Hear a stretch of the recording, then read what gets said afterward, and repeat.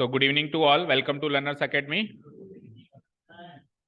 भाई आपको लग रहा है कि अगर आपका टाइम वेस्ट हो रहा है तो आप जा सकते हो, जिस किसी को भी लग रहा है ना, ओपन टू ऑल। क्योंकि अब मैं मतलब मैं किसी को रोकूं ये अधिकार अब है नहीं हमारे पास, क्योंकि एग्जाम आ गए। इस टाइम पे बच्चे जो है अपनी अपनी अप्रोच होती है कि नहीं सर मुझे सेल्फ स्टडी करनी है, नहीं सर मुझे कुछ और काम करना है, मुझे रिलैक्स होना है। कई बच्चे तो ये भी कहते हैं कि सर अब मुझे खूब पढ़ लिया, मुझे केवल रिलैक्स होना है। तो अपनी अपनी अप्रोचेज हैं, कैसे भी आप अच्छे मार्क्स लाओ मेरे हिसाब से, तो बस कैसे भी लाओ। तो आप चाहो तो जा सकते हो, क्योंकि 2 घंटे चलेगी एनालिसिस क्लास। अगर आपको लगता है कि मेरा यहाँ पे टाइम वेस्ट हो रहा है, 2 घंटे में घर जाके और पढ़ूंगा या कुछ भी करूंगा, तो आप जा सकते हो एनीवन। और आपको लगता है कि यहाँ पे आपको कुछ मिलेगा तो ही आप 2 घंटे रुके। वो गेट लगा दो पीछे वाला। हाँ जी, पेज नंबर, अच्छा पेज नंबर नहीं, क्वेश्चन नंबर बताओ। तो कल हमने section A and section B खत्म किया था, राइट। आज सेक्शन सी स्टार्ट करना है, सी डी ई, 3 सेक्शन खत्म करने। ठीक है, तो we can say that we have covered half the paper, right. We have covered half the paper around. भाई कल का जो पेपर था करीब करीब हाफ प्रोपोर्शन कवर करता है, 20 से 30 क्वेश्चन थे कल, है ना। और आज का paper the remaining half will be covered in today's session, section B over section C से स्टार्ट करना था, ठीक है। The very first question is the most boring question of the course but most important question for chapter number 1। मतलब at least 4 marker question है ये, ठीक है। हमने रियल नंबर चैप्टर में इसको बड़ा ही डिटेल में किया था, अभी उतना डिटेल में ना करके हाफ डिटेल में करेंगे, राइट। कि हम कैसे प्रूव करें कि एक इरेशनल नंबर दिया हुआ है, फिर हमको प्रूव करना है कि वो इरेशनल है, ठीक है ना। मतलब बड़ा अजीब सा काम दे दिया हमको कि यार इरेशनल नंबर को इरेशनल प्रूव करो, नीले रंग को प्रूव करो तू नीला है। कैसा अजीब सा काम है। तो उसको पहले मान ले कि तू लाल है, पहले उस नीले रंग को मान लेते हैं कि तू लाल है, और उसको लाल रंग का मानते हुए अपने सारे कार्य को करें। वो कार्य करते करते करते कहीं अटक जाएंगे, फिर हम कह देंगे हम इसलिए अटके क्योंकि हमने माना ही गलत, वो तो नीला था। समझ गए, समझ गए। इसको कहते हैं रॉन्ग अजम्पशन टेक्निक। क्या कहते हैं इसको? Wrong assumption technique. So root 7 को इरेशनल प्रूव करना अगर नहीं आ रहा तो हम क्या कर देंगे, रूट 7 को रैशनल प्रूव कर देंगे, ठीक है। अच्छा, इसको प्रूव करने के लिए, किसी भी रैशनल नंबर को रैशनल प्रूव करने, इरेशनल प्रूव करने के लिए एक थ्योरम बीच में काम आएगी। तो पहले मैं वो थ्योरम बता देता हूं, ठीक है। पहले मैं आपको वो थ्योरम बता देता हूं, और वो थ्योरम है प्राइम नंबर पे बेस्ड। तो first of all let me ask you, सबको ये पता है प्राइम नंबर्स क्या होते हैं? सबको पता है प्राइम क्या होते हैं? One and itself. जो वन एंड इटसेल्फ के अलावा किसी और फैक्टर्स में नहीं टूटते हैं ना, जो वन की टेबल में दिखाई देंगे और खुद की टेबल में दिखाई देंगे और किसी की टेबल में नहीं दिखाई देंगे। जैसे 3 वन की टेबल में, 3 की टेबल में, 2 वन की टेबल में, 2 की टेबल में, 4 वन की टेबल में, 2 की टेबल में, और 4 की टेबल में भी आ गया, 2 की टेबल में भी आ गया। तो ये प्राइम नंबर नहीं है, क्या है? कॉम्पोजिट नंबर है। सो थ्योरम पहले बता देता हूं मैं, क्या क्या थ्योरम है। तो एक थ्योरम है बेटा, अगर कोई पी नाम का प्राइम नंबर, अगर कोई पी एक प्राइम नंबर है, ठीक है, पी नहीं पी स्क्वायर, या पी स्क्वायर पी दोनों ले सकते हो ना। कुल मिला के अगर पी स्क्वायर नाम का कोई प्राइम नंबर है, वो किसी नंबर को पूरा पूरा डिवाइड करता है। क्या कहा मैंने? किसी नंबर को पूरा पूरा डिवाइड करता है, तो पी भी उसी नंबर को पूरा पूरा डिवाइड 100% करेगा।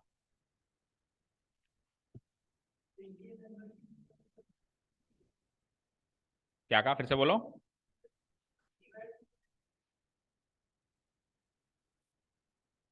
अच्छा उल्टा, एक मिनट रुको। If A number divides P square it will also divide P, ऐसे। एक बार रुको, एक बार रुको, रिकॉल करना पड़ेगा। तो पी तो खुद प्राइम नंबर है, प्राइम नंबर डिवाइड करेगा ना। लेट मी रिकॉल, कोई बात नहीं, बढ़िया है। अभी हालांकि ये थ्योरम डायरेक्ट नहीं आएगी, ये थ्योरम जो है इस थ्योरम को प्रूव करने में काम आएगी, right. If A number divides P square it will divide P, ऐसे था। या if A number divides P it will divide its square, ऐसे था। If A number divides P square it will divide P. अच्छा, जो number divide कर रहा है वो खुद भी प्राइम होना चाहिए क्या, ये चेक करना है। भाई डिवाइड होने वाला वहां पे पी जो है डिविडेंड है, प्राइम नंबर डिविडेंड है या डिविजर है, वो चेक करना है। वन सेकंड, चैप्टर नंबर 1 शुरू में ही थी वो थ्योरम।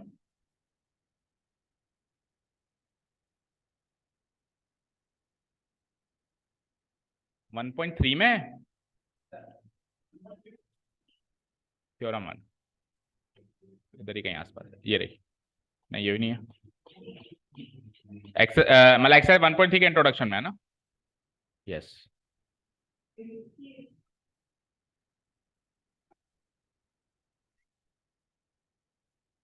अब बताओ कौन सा ही बोल रहा था।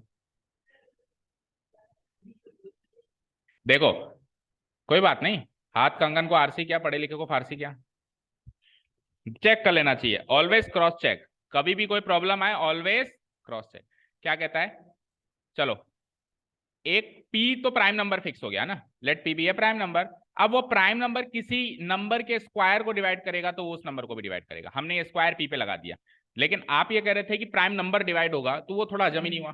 प्राइम नंबर तो डिवाइड करने का काम करता है, वो डिवाइड होता ही कहाँ है, तभी तो प्राइम है, तभी तो वो प्राइम है। प्राइम नंबर क्या होता है, जो खुद से डिवाइड होता है और वन से डिवाइड होता है और किसी से डिवाइड ही नहीं होता। तो प्राइम नंबर डिवाइड कैसे होगा, प्राइम नंबर डिवाइड करेगा। तो पी नाम का कोई प्राइम नंबर अगर किसी नंबर के स्क्वायर को डिवाइड करेगा, जहां पे वो नंबर एक पॉजिटिव इंटीजर होना चाहिए, क्या होना चाहिए, पॉजिटिव इंटीजर। पॉजिटिव इंटीजर बोले तो 1 2 3 4 5 6 कि जो नेचुरल नंबर्स होते हैं, किसी भी नेचुरल नंबर के स्क्वायर को अगर पी कोई प्राइम नंबर डिवाइड करेगा, उसके स्क्वायर को अगर डिवाइड करेगा तो उसको भी करेगा। फॉर एग्जाम्पल कोई भी एक नेचुरल नंबर बोलो जो मन में आ रहा है, बोलो एनी नेचुरल नंबर, बोलो बोलो बोलो। 5 6 बोलते हैं, 6 है ना, तो ए की वैल्यू हो गई 6, एनी नेचुरल नंबर, तो ए का स्क्वायर क्या होगा, बोलो 6 का स्क्वायर। अब एक ऐसा प्राइम नंबर सोचिए जो इस ए स्क्वायर को डिवाइड करता हो, दैट मींस 36 को डिवाइड करता हो। कोई भी प्राइम नंबर सोचिए जो 36 को डिवाइड करता हो, प्राइम नंबर सोचना है 3। तो अगर 3 इसको डिवाइड कर रहा है तो क्या 3 उसको नहीं कर रहा है, क्या कर रहा है ना, कर रहा है कि नहीं कर रहा है। तो अगर कोई प्राइम नंबर किसी ए स्क्वायर टाइप के नंबर को डिवाइड करेगा तो वो ए टाइप के नंबर को भी डिवाइड करेगा, जहां पे ए तो पॉजिटिव इंटीजर होगा और ये जो पी होगा ये प्राइम नंबर होगा। समझ आया, अभी क्लियर है सभी को, ठीक है। इस थ्योरम की हम हेल्प लेंगे उस चीज को प्रूव करने के लिए। अब चलते हैं हमारे ओरिजिनल क्वेश्चन के पास। सो रूट 7 को इरेशनल प्रूव करना है। हमने क्या अजम्पशन मान लिया कि रूट 7 भैया आप तो रैशनल हो। Let us assume on the contrary, on the contrary का मतलब है उल्टा मानना। Let us assume on the contrary,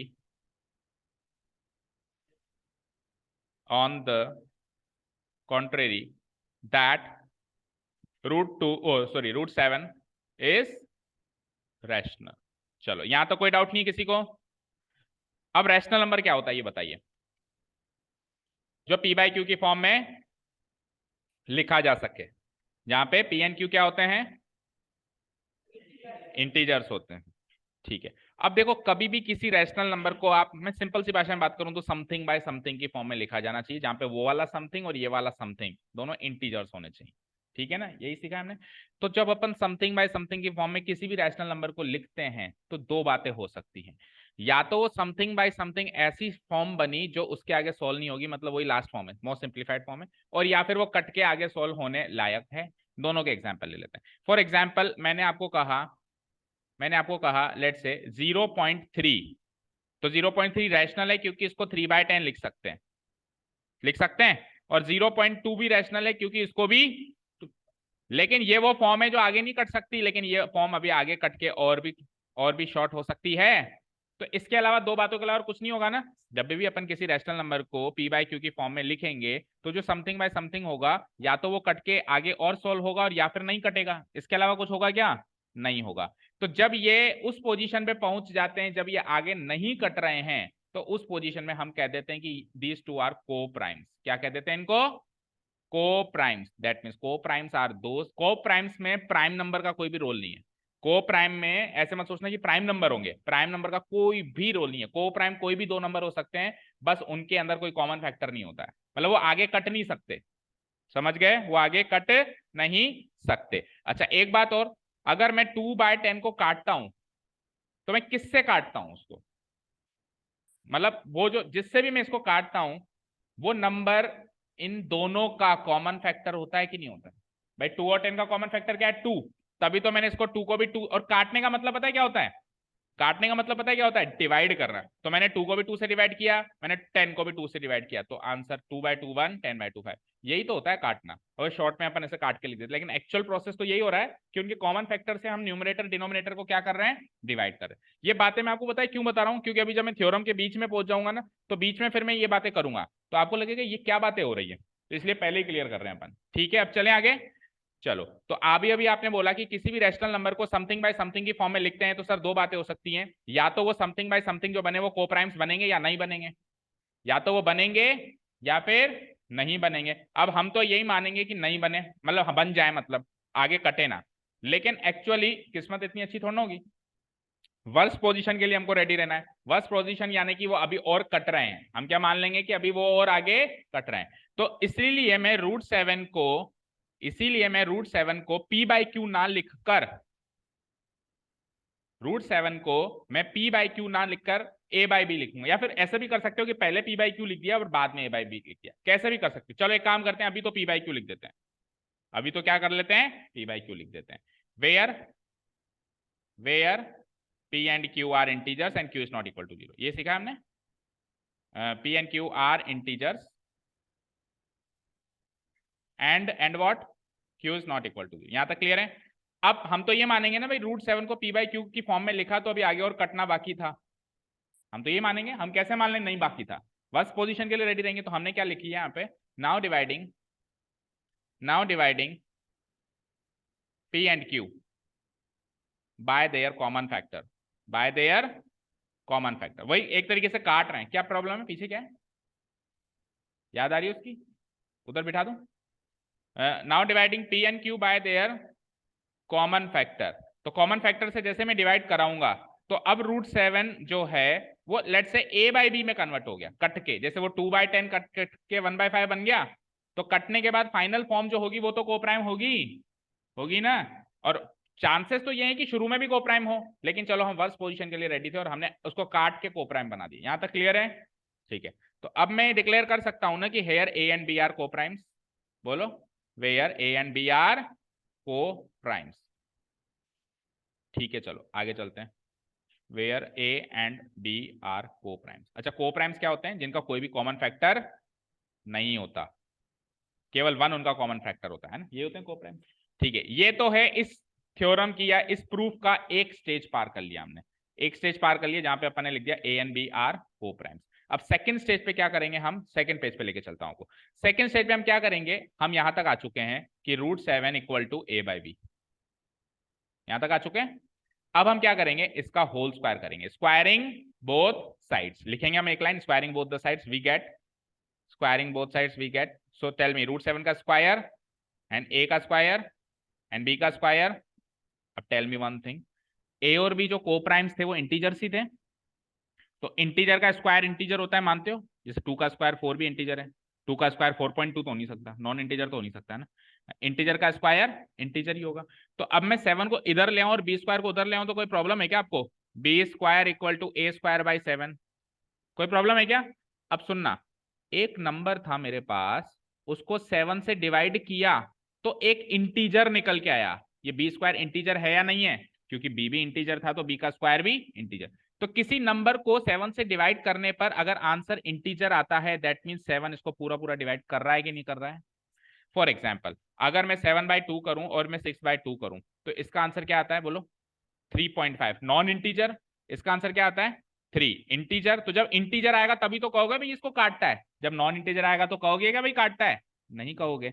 तो इसका मतलब है कि एक इंटीजर आ रहा है बी स्क्वायर, दैट मीन्स मैं यहां से कंक्लूजन कह दूंगा कि 7 डिवाइड्स ए स्क्वायर, कह सकता हूं 7 डिवाइड्स ए स्क्वायर इंप्लाइज 7 डिवाइड्स ए स्क्वायर। और अभी अभी एक थ्योरम पढ़ी थी हमने उसमें सीखा था कि 7 एक प्राइम नंबर है, एक प्राइम नंबर अगर किसी पॉजिटिव इंटीजर के स्क्वायर को काटेगा तो वो उसको खुद को भी काटेगा, 7 डिवाइड्स ए।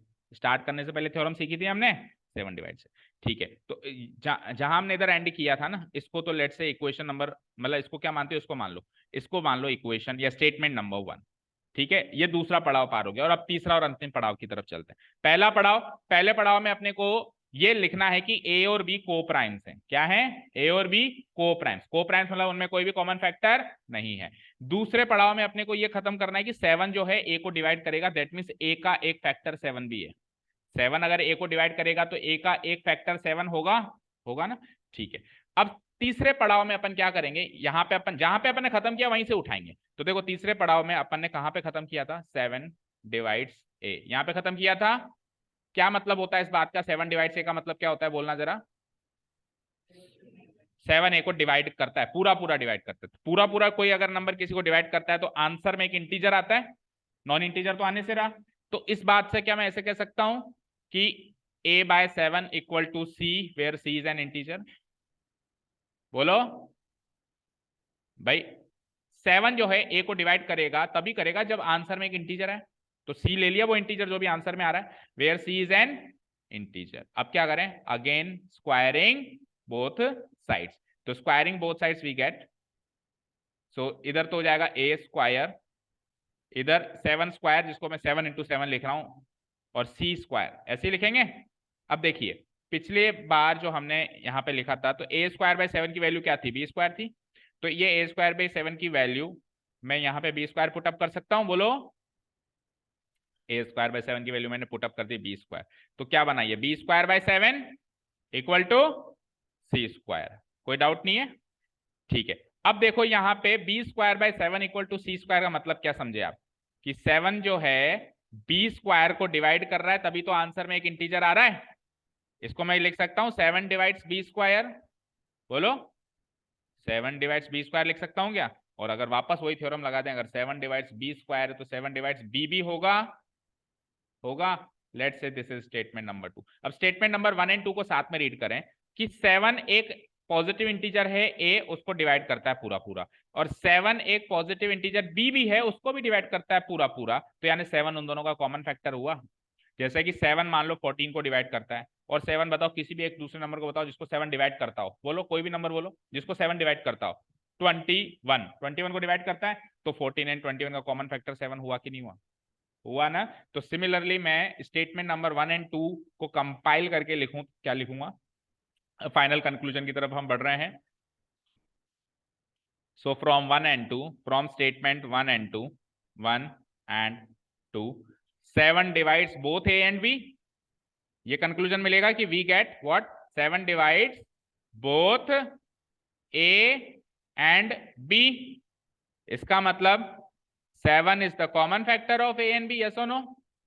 बोलो, 7 is the common factor of a and b। तो अगर 7 a और b का कॉमन फैक्टर है तो a और b क्या खाक कोप्राइम है? फिर a और b कोप्राइम माने थे हमने। कोप्राइम मतलब उनका कोई कॉमन फैक्टर नहीं होना चाहिए 1 के अलावा, यानी वो तो 7 से कट रहे हैं, 7 उनका कॉमन फैक्टर है। So this leads to n, but this contradicts the facts. This contradicts the fact, contradict यानी विरोध करना, ये उस फैक्ट का विरोध करता है that a and b are co-primes, क्योंकि co-primes का कभी भी कोई कॉमन फैक्टर नहीं निकलना चाहिए, इधर तो निकल गया, ठीक है ना। और ये कॉन्ट्राडिक्शन क्यों हुआ, and this contradiction has arisen, and this contradiction, ये विरोध कहां से जागृत हुआ, हैज अराइजन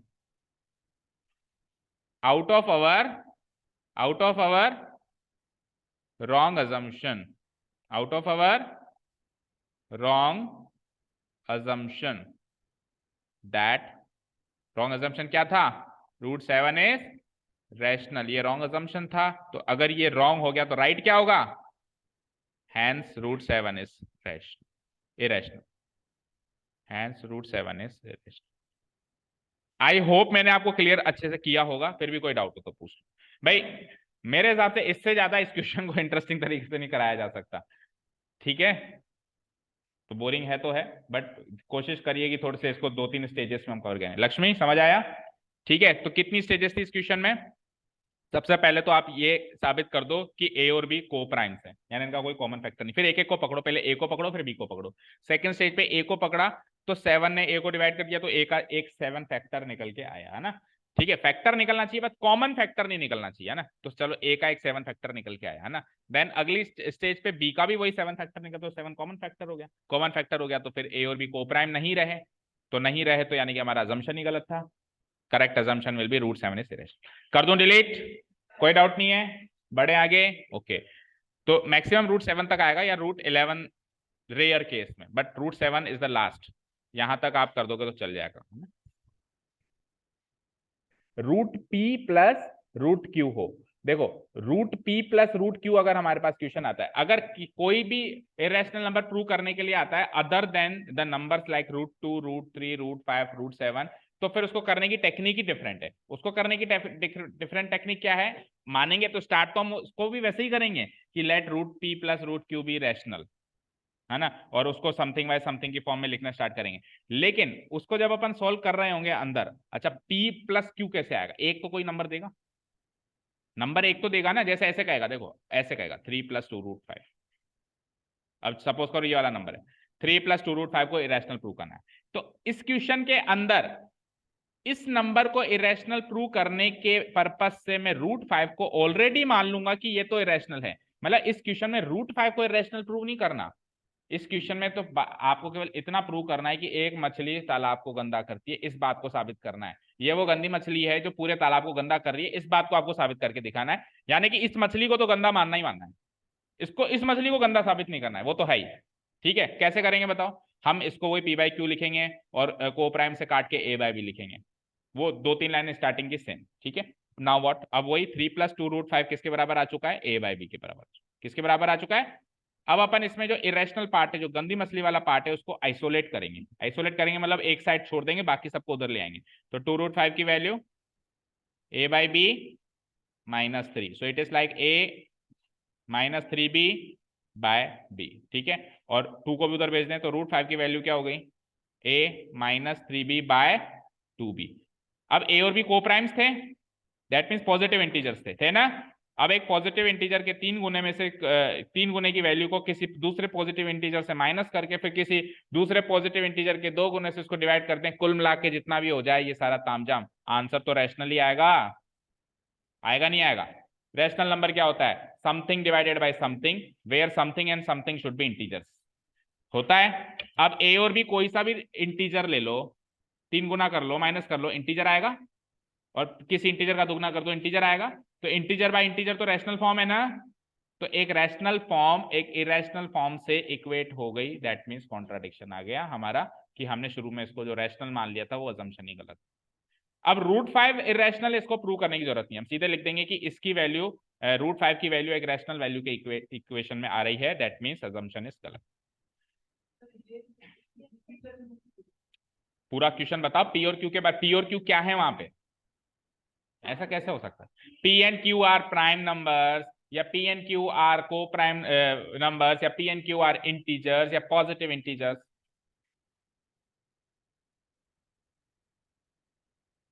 मुझे एक चीज बताओ, मैं आपको कहूं √P प्लस √Q एक इरेशनल नंबर है, क्या कहा आपने, इरेशनल नंबर।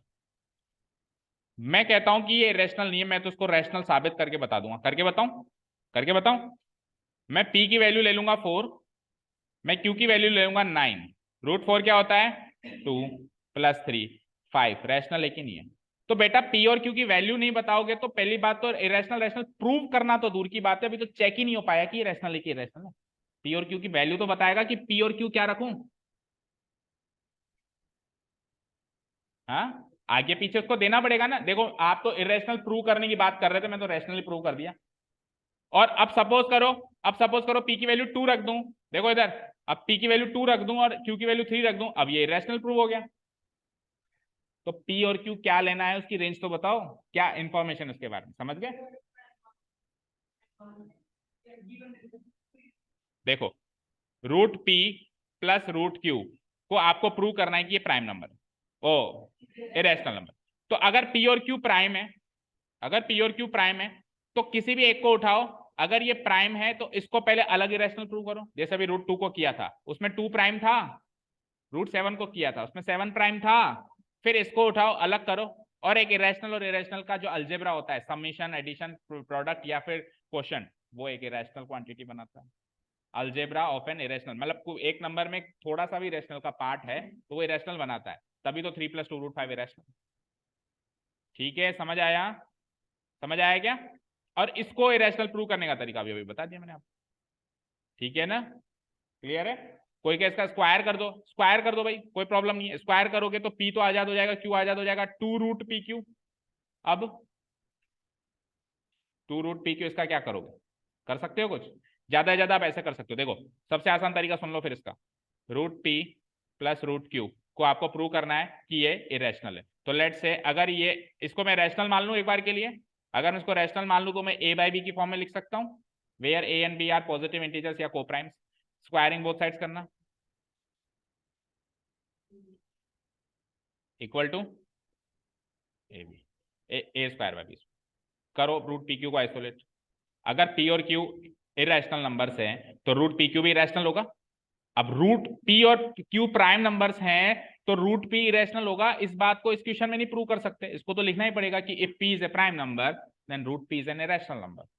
और अगर करने लगो 4 नंबर का क्वेश्चन अगर 5 नंबर का आ रहा है तो फिर इसको अलग करो, जैसे अभी रूट 7 को जैसे प्रूव किया था उस प्रोसेस से करो। बट वो कैसे कर सकता है ऐसे कि वो वाला एल्गोरिथम भी दे दिया और वो वाला एल्गोरिथम भी दे दिया, या तो रूट 7 को इरेशनल प्रूव करना कहेगा। सपोज करो, मुझे एक चीज बताओ, अभी मैंने आपको कहा 3 + 2 √5 को इरेशनल प्रूव करना है, तो मैंने इसके अंदर √5 को बाय डिफॉल्ट इरेशनल माना ना, माना कि नहीं माना? अब मैं कह दूं नहीं नहीं √5 भी इरेशनल नहीं है, इसको भी प्रूव करो, तो ऐसा क्वेश्चन आ सकता है कि आप खुद सोचो प्रैक्टिकली, दोनों एल्गोरिथम डाल सकता है कि उस वाला भी और उस वाला भी? नहीं डाल सकता ना। तो ऑब्वियसली अगर P and Q are prime numbers तो root P and root Q are irrational numbers, ये तो बाय डिफॉल्ट मान के चलना ही पड़ेगा। तो उस हिसाब से रूट PQ भी क्या हो गया? इरेशनल। अब इसको आइसोलेट कर दो और उधर पहुंचा दो, तो इधर इरेशनल रह जाएगा उधर रैशनल रह जाएगा। इरेशनल रैशनल के इक्वेट हो गया, कॉन्ट्राडिक्शन हो गया। पहले P को पहुंचा दो फिर Q को बचा दो, -P -Q और फिर क्या होल डिवाइडेड बाय 2, यही तो हो जाएगी रूट पी क्यू की वैल्यू। तो ये पूरी क्वांटिटी एक रैशनल क्वांटिटी होगी और ये पूरी क्वांटिटी क्या हो जाएगी? इरेशनल। तो इरेशनल रैशनल के इक्वेट हो गया, दैट मींस कॉन्ट्राडिक्शन आ गया। समझ गए क्या? ठीक है, क्लियर है, कोई डाउट नहीं है? चलें आगे। ओके, तो काफी कुछ डिस्कशन हो गया। अब तो शायद ऐसे क्वेश्चन आ जाए तो शायद ही गलती करो आप। हाँ जी, फाइंड द जीरोस। अब तो यानी स्टार्टिंग के चैप्टर्स के क्वेश्चन है ये, 3 मार्कर्स। आपको जीरोस निकालने हैं और फिर रिलेशनशिप वेरीफाई करना है उनके जीरोस एंड कोएफिशिएंट्स। आपने काफी डिटेल में किए हैं क्वेश्चन, फटाफट से खत्म करो, ये तो स्कोरिंग पार्ट आ गया। तो पहले जीरोस निकालने का काम करें, बोलो। तो जीरोस निकालते हैं। तो जीरोस निकालने के लिए क्या? Splitting the middle term, let's say the polynomial is p of x, इसके जीरोस निकालने मुझे। तो दो नंबर सोचने पड़ेंगे, a + b and a * b, right, जिनका सम एंड प्रोडक्ट कुछ सोचना पड़ेगा। सम क्या मानना पड़ेगा? 30। सम क्या मानना पड़ेगा? 30। एंड प्रोडक्ट क्या मानना पड़ेगा? 5√5 × 8√5। क्या होगा 5√5 × 8√5? √5 5 5 5 जा 25, 25 8 जा 200, 25 8 जा 200, सही है। तो बताइए भैया, दो नंबर ऐसे जिनको जोड़ने पे 30 आए, क्या? 20 और 10, वेरी गुड। 20 एंड 10, 20 और 10 30, और 20 और 10 का गुणा कर दें तो 200, यानी 20x और 3x में स्प्लिट हो जाएंगे। ठीक है, कर दो। सो it is like 5√5x² + 20x + 10x + 8√5, fine. ठीक है, चलो ले लो इन दोनों में से, इन दोनों में से कॉमन एंड देन इन दोनों में से कॉमन। बताओ पहले दो में से क्या कॉमन आया? 5x, only 5x। ठीक है, बचेगा क्या? √5x + 4 बच जाएगा। ठीक है, 10x और 8√5 में से क्या कॉमन आएगा? 2√5, यस, 2√5 कॉमन आ गया, सही कह रहा है। तो 2√5 कॉमन निकालूंगा तो देखो 10 में से 2 कॉमन गया 5, और 5 में से √5 कॉमन गया तो √5, और x अंदर है ही सही, प्लस 8√5 में से 8 में √5 में से √5 खत्म हो गया, 8 डिवाइडेड बाई 2 4, तो आ गया सेम। तो अगेन इसको क्या लिख सकते हैं अपन? √5x + 4 कॉमन अगेन, और अंदर क्या बच गया? 5x + 2√5। ठीक है, तो अभी भी हमारा काम केवल फैक्टराइज करने का ही हुआ है ना। अब जीरोस निकालने के लिए क्या करना पड़ेगा? एक बार तो इसको 0 रखना पड़ेगा और एक बार इसको 0। सो फॉर जीरोस, ये तो फैक्टराइजेशन का काम हो गया। For zeros what I will do, I will put each and every factor equal to 0। ठीक है ना। फॉर जीरोस √5x + 4 = 0 रखेंगे एक बार, एंड एक बार क्या करेंगे? 5x + 2√5 को = 0 रखेंगे। ठीक है, तो यहां से x की वैल्यू -4/√5, एंड यहां से x की वैल्यू बोलो -2√5/5, तो कट के ये नीचे √5 आ जाएगा, मतलब ये ऊपर वाला कट जाएगा, नीचे √5 आ जाएगा। कर दूं ऐसे डायरेक्ट ही, ये लो -2 डिवाइडेड बाई √5 हो गया। ठीक है, तो ये जीरोस निकालने का काम खत्म, कोई डाउट नहीं है। पहला स्टेज यही था कि find the zeros, find the zeros. अब रिलेशनशिप वेरीफाई करना है, क्योंकि 3 नंबर का क्वेश्चन है, ये 4 का है। 3 का। तो रिलेशनशिप कैसे वेरीफाई करते हैं हम? 2 तरह की रिलेशनशिप सीखी है। पहला रिलेशनशिप है सम रिलेशनशिप, ठीक है। ये रिलेशनशिप क्या कहती है कि सम ऑफ जीरोस जो होता है, अच्छा जीरोस को अपन अल्फा एंड बीटा से डिनोट करा देते हैं। तो ये पहला जो जीरो आया इसको मैं डिनोट करा दूंगा अल्फा से, एंड जो सेकंड जीरो आया इसको मैं डिनोट करा दूंगा बीटा से। तो सम ऑफ जीरोस का मतलब अल्फा प्लस बीटा, ये किसके बराबर होता है? कोएफिशिएंट्स की दुनिया में माइनस बी बाई ए के बराबर होता है। इस बात को अपने को साबित करके बनाना, हाँ बिल्कुल दिखाना पड़ेगा। हम क्या करेंगे, इतना काम करने के बाद वापस इक्वेशन लिखेंगे और लिख के क्या करेंगे, comparing the equation with the standard form. Standard form से कंपेयर करके हम क्या निकालेंगे, ए बी सी की वैल्यूज, ठीक है। देखो तो वो काम मैं शॉर्ट में कर देता हूं।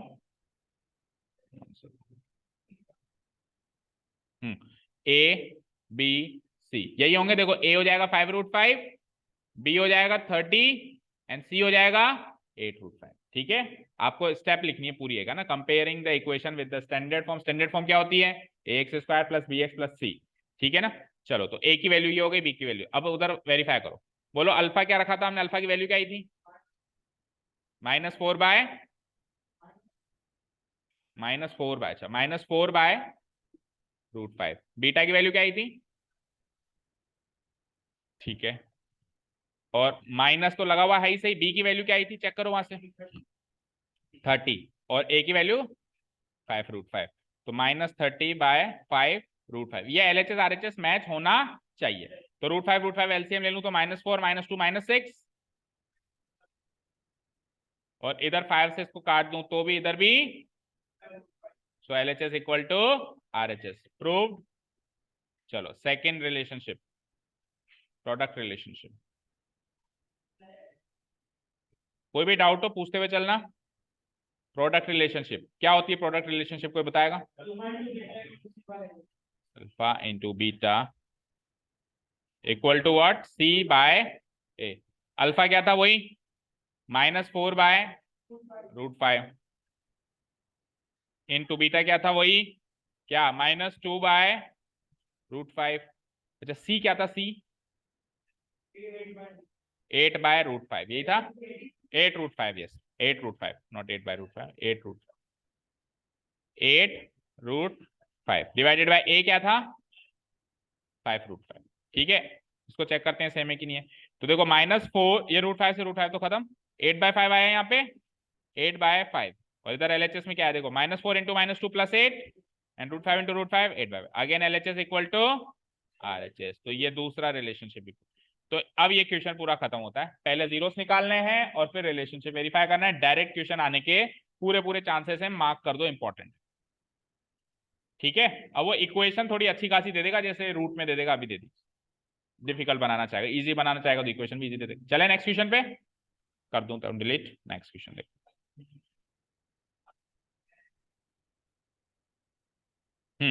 नाउ क्वेश्चन नंबर 28 देखो, दो ऑप्शंस हैं।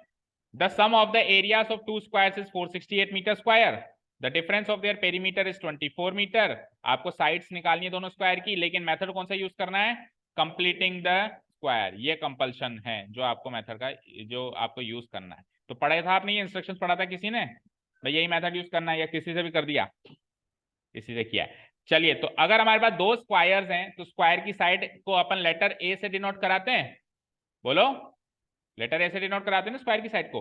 तो अपन ऐसे ले सकते हैं कि A1 एंड A2, और नहीं तो अपन टेम्पररी, देखो क्वाड्रेटिक इक्वेशन में अपन y का कोई रोल नहीं होता, जो होता है x होता है। बट टेम्पररी रूप से मैंने आपको कहा था y ले सकते हो, बाद में चल के उसको भगा दो। तो अपन एक काम करते हैं, एक स्क्वायर की साइड को x ले लेते हैं और दूसरे स्क्वायर की साइड को y ले लेते हैं ना। let the sides of the square be ax and y. Let the sides of the two squares be x and y, metre centimetre जो भी मीटर। नाउ व्हाट, अब पहली इंफॉर्मेशन क्या कहती है कि उनके एरिया का सम करना है। तो अगर इसकी साइड x है तो एरिया क्या होता है? साइड का स्क्वायर, साइड का स्क्वायर। तो क्या हो जाएगा? x का स्क्वायर। और उसकी साइड अगर y है तो उसका एरिया हो जाएगा y का स्क्वायर। और इनका सम करना है, सम करके कितना आ रहा है? 468। तो ये एक इंफॉर्मेशन गिवन है in the form of equation. बोलो, ठीक है। लेट्स सी पहली इक्वेशन। और दूसरी चीज क्या कह रहा है कि उनके पेरीमीटर का डिफरेंस। अब डिफरेंस के लिए आपको किसी को बड़ा किसी को छोटा मानना पड़ेगा, तो आप अज्यूम कर लोगे कि पहला वाला स्क्वायर जो बड़ा है और दूसरा छोटा, तो assuming x greater than y, उसकी साइड बड़ी है इसकी छोटी, ये अज्यूम करते हुए पेरीमीटर का मतलब क्या होता है, साइड का 4 गुना, तो x का 4 गुना 4x माइनस y का 4 गुना 4y, और पेरीमीटर दोनों के पेरीमीटर का डिफरेंस करना है, कितना आ रहा है डिफरेंस, 24 मीटर। ठीक है, यहां से अगर मैं 4 को काट दूं, पूरी इक्वेशन को 4 से काट दूं, तो x minus y equal to 6, ये दूसरी इक्वेशन हो गई। ठीक है, अब आपको क्वाड्रेटिक इक्वेशन बनानी है, सपोज करो x की फॉर्म में, तो आप y को एलिमिनेट कर दो, y की वैल्यू यहां से पुटअप कर दो, देखो यहां से y की वैल्यू क्या आ जाती है, x माइनस 6, बोलो, तो y की ये वाली जो वैल्यू है x माइनस 6, ये मैं यहाँ पे पुटअप कर दूंगा, तो y एलिमिनेट होकर पूरी इक्वेशन x में चली जाएगी और क्वाड्रेटिक इक्वेशन बन जाएगी। ठीक है ना, so putting y equal to x minus 6 from equation 2, let's say ये इक्वेशन 2 है ना, नॉट दिस वन, ये equation, from equation 2 to equation 1, so equation 1 becomes like x square, पहले क्या है x का स्क्वायर, तो x स्क्वायर तो एज इट इज, अब y का स्क्वायर, y की वैल्यू क्या है, इसका हो जाएगा स्क्वायर इक्वल टू 468, करो expand, x square, x minus x का स्क्वायर क्या होगा, x square minus 12x plus 36 equal to 468, so x square 2x square, then what minus 12x, 468 को इधर बुलाओ, तो 36 माइनस 468 कितना होगा, माइनस का 432 इक्वल टू, तो अभी 2 कॉमन आ सकता है सब में से, तो नेक्स्ट पेज पे चलते हैं, 2 कॉमन ले लो, 2x स्क्वायर में से 2 कॉमन लिया तो फिर आगे क्या था, माइनस 12x में से 2 कॉमन लिया तो माइनस 6x, और फिर 432 में से 2 कॉमन लिया तो माइनस 216 इक्वल टू 0। अच्छी ड्राइंग कर रहा है बेटा, बहुत अच्छी ड्राइंग कर रहा है, क्या कर रहा है, तो ऐसे तो जो बचा हुआ है ना वो भी भूल जाएगा, ऐसे इतनी शिद्दत से तू पेन चेक कर रहा है, इतनी शिद्दत से क्वेश्चन समझ ले, अब तेरे मुंह से आवाज निकलनी चाहिए, ठीक है ना, x square minus 6x minus 216 equal to 0 आ गया। हाँ जी, अब इस इक्वेशन को करना है हमें सॉल्व, लेकिन कौन से मेथड से, completing the square, completing the square method याद है सभी को, सबसे पहले अपन देखो ये वाली टर्म नेगेटिव है ना, तो अपन इसको कंपेयर कर देंगे किससे, a square minus 2ab plus b square, जो कि क्या होता है 0, ए माइनस बी का होल स्क्वायर होता है, इससे कंपेयर करना है अपने, तो लेट्स से एक्स का स्क्वायर ए का स्क्वायर, तो मैं ए की वैल्यू तो सिंपली एक्स इक्वेट हो गई, ए की वैल्यू तो सिंपली क्या हो गई, इक्वेट हो गई एक्स, में रफली रख देता हूँ, ए की वैल्यू तो हो गई एक्स से इक्वेट, तो मैं इसको क्या लिख सकता हूँ, एक्स का स्क्वायर, मतलब इस इक्वेशन को मैं थोड़ा रीडिफाइन कर रहा हूँ, एक्स का स्क्वायर माइनस 2 इंटू ए लिखना होता है, ए की जगह क्या लिखूंगा एक्स, अब बी कुछ ऐसा लिखना है ताकि ये 2 इंटू एक्स इंटू डैश जो भी आए वो 6x बन जाए, तो 3 लिखना पड़ेगा, तभी तो 2 इंटू एक्स इंटू 3 होगा, तो यानी कि बी की वैल्यू 3 क्लियर हो गई, बताओ एक्स की वैल्यू, ए की वैल्यू एक्स क्लियर हो गई, बी की वैल्यू 3, प्लस बी का स्क्वायर करना होता है, तो अब बी की वैल्यू क्लियर है ना 3, तो 3 का क्या कर दूंगा स्क्वायर, बट 3 का स्क्वायर तो 9 होता है, 9 जो है वो 216 से मैच हुआ ही नहीं, तो ये एक्स्ट्रा है, ये वाली टर्म एक्स्ट्रा है, देखो ये वाली टर्म इससे मैच हो रही है, ये वाली टर्म इससे मैच हो रही है, लेकिन ये वाली टर्म नहीं मैच हो रही, तो ये एक्स्ट्रा है, तो एक बार अगर जोड़ा है तो एक बार घटा भी दूंगा, घटा दिया, और आखिरी टर्म को एज इट इज लिख दूंगा माइनस 216 इक्वल टू 0, बताओ समझ आया, ठीक है। अब इसमें से शुरू की 3 टर्म्स को तो मैं एक साथ कंसीडर करके a माइनस बी का होल स्क्वायर बना दूंगा, देखो a का square minus 2ab plus b square क्या होता है, a माइनस बी का होल स्क्वायर, यानी कि x माइनस 3 का होल स्क्वायर, आगे सॉल्व करो, माइनस 9 और माइनस 216, टोटल कितना होगा 9 और 216 225 इक्वल टू 0, तो उधर जाएगा तो वो पॉजिटिव इक्वल 225 हो जाएगा, ठीक है, तो अब x माइनस 3 की वैल्यू यहाँ से आती है, यहाँ से स्क्वायर हटेगा, वहां पे स्क्वायर रूट लगेगा, तो 225 का रूट क्या होता है, गलत, प्लस माइनस, भाई क्वाड्रेटिक इक्वेशन सॉल्व कर रहे हो आप लोग है ना, ठीक है, अगर आप यही वाली चीज अगर आपके सरफेस एरिया वाले चैप्टर में आती तो आप बिल्कुल अधिकार से कहोगे 15, कोई मना नहीं करेगा, क्योंकि वहां पे साइड्स एंड जितनी भी चीजें नेगेटिव नॉट अलाउड, बट यहाँ पे तो बिल्कुल प्लस माइनस दोनों एस्पेक्ट उसको कंसीडर करने पड़ेंगे। तो एक्स की वैल्यू क्या हो जाती है, +-15 + 3। तो एक बार +15 + 3, ये -3 उधर आके क्या हो गया, +3 हो गया। तो एक बार तो +15 + 3 कितना हो गया, 18, और एक बार -15 + 3 कितना होता है। अब एक्स क्या लिया था आपने, side of the larger square, तो वो नेगेटिव हो सकती है, हो गई रिजेक्ट। तो फिर एक्स की एक वैल्यू ही पास हुई, क्या 15 भी। अच्छा देखो, वो x-3 की वैल्यू है, वो x-3 की वैल्यू इत्तेफाक से वो सही आ गई, लेकिन हमेशा सही है ऐसा कोई जरूर नहीं है, कई बार नेगेटिव वैल्यू भी सही आंसर देती है, समझ गए। सपोज करो यहां पे होता 10, यहां पे होता नहीं 10 नहीं 20। अब देखो -15 + 20 सही वैल्यू दे रही है ना, तो आप नेगेटिव को कैसे इग्नोर कर सकते हैं, ठीक है ना। ओके, सो अब ये आ गई x, तो हमसे पूछा गया था इसने find the sides of the two square, तो साइड ऑफ फर्स्ट स्क्वायर तो x ही होगी खुद ही, है ना। साइड ऑफ लार्जर स्क्वायर कह दो, क्योंकि बड़ा माना था हमने x, है ना, लार्जर स्क्वायर, तो खुद x होगी, x की क्या वैल्यू है, ये तो हो गई रिजेक्ट, ये तो रिजेक्ट, तो 18 मीटर। और similarly side of smaller square निकालेंगे, तो स्मॉलर स्क्वायर की साइड को हमने y माना था, और y की value in terms of x क्या लिखी थी, 6 - x, x - 6, x - 6 या 6 - x, x - 6, ठीक है। दैट मीन्स x की वैल्यू 18 है, तो 18 में से 6 गया 12 answer. So 12 metre and 18 metre are my final answer. Done, clear, okay. तो कंप्लीटिंग द स्क्वायर तो सबके कोर्स में है ना, सीबीएसई में आप कहते हो क्वाड्रेटिक फॉर्मूला नहीं है, क्वाड्रेटिक फॉर्मूला है, अच्छा इस चीज का मुझे पता नहीं था, नहीं तो मैं इसको क्वाड्रेटिक फॉर्मूला से दे देता, मुझे लगा शायद क्वाड्रेटिक फॉर्मूला नहीं है, ये है। ओके चलो एनीवेज चलते हैं आगे। नेक्स्ट क्वेश्चन कौन सा है, इसका सेकंड पार्ट देखो, फर्स्ट वाला अटेम्प्ट किया कि सेकंड वाला, ये तो बताओ। फर्स्ट, सेकंड वाला किसी ने नहीं किया, सेकंड वाला किसी ने नहीं किया, हुआ नहीं, घर जाके भी नहीं हुआ, पानी पिला देना, आराम से रिलैक्स।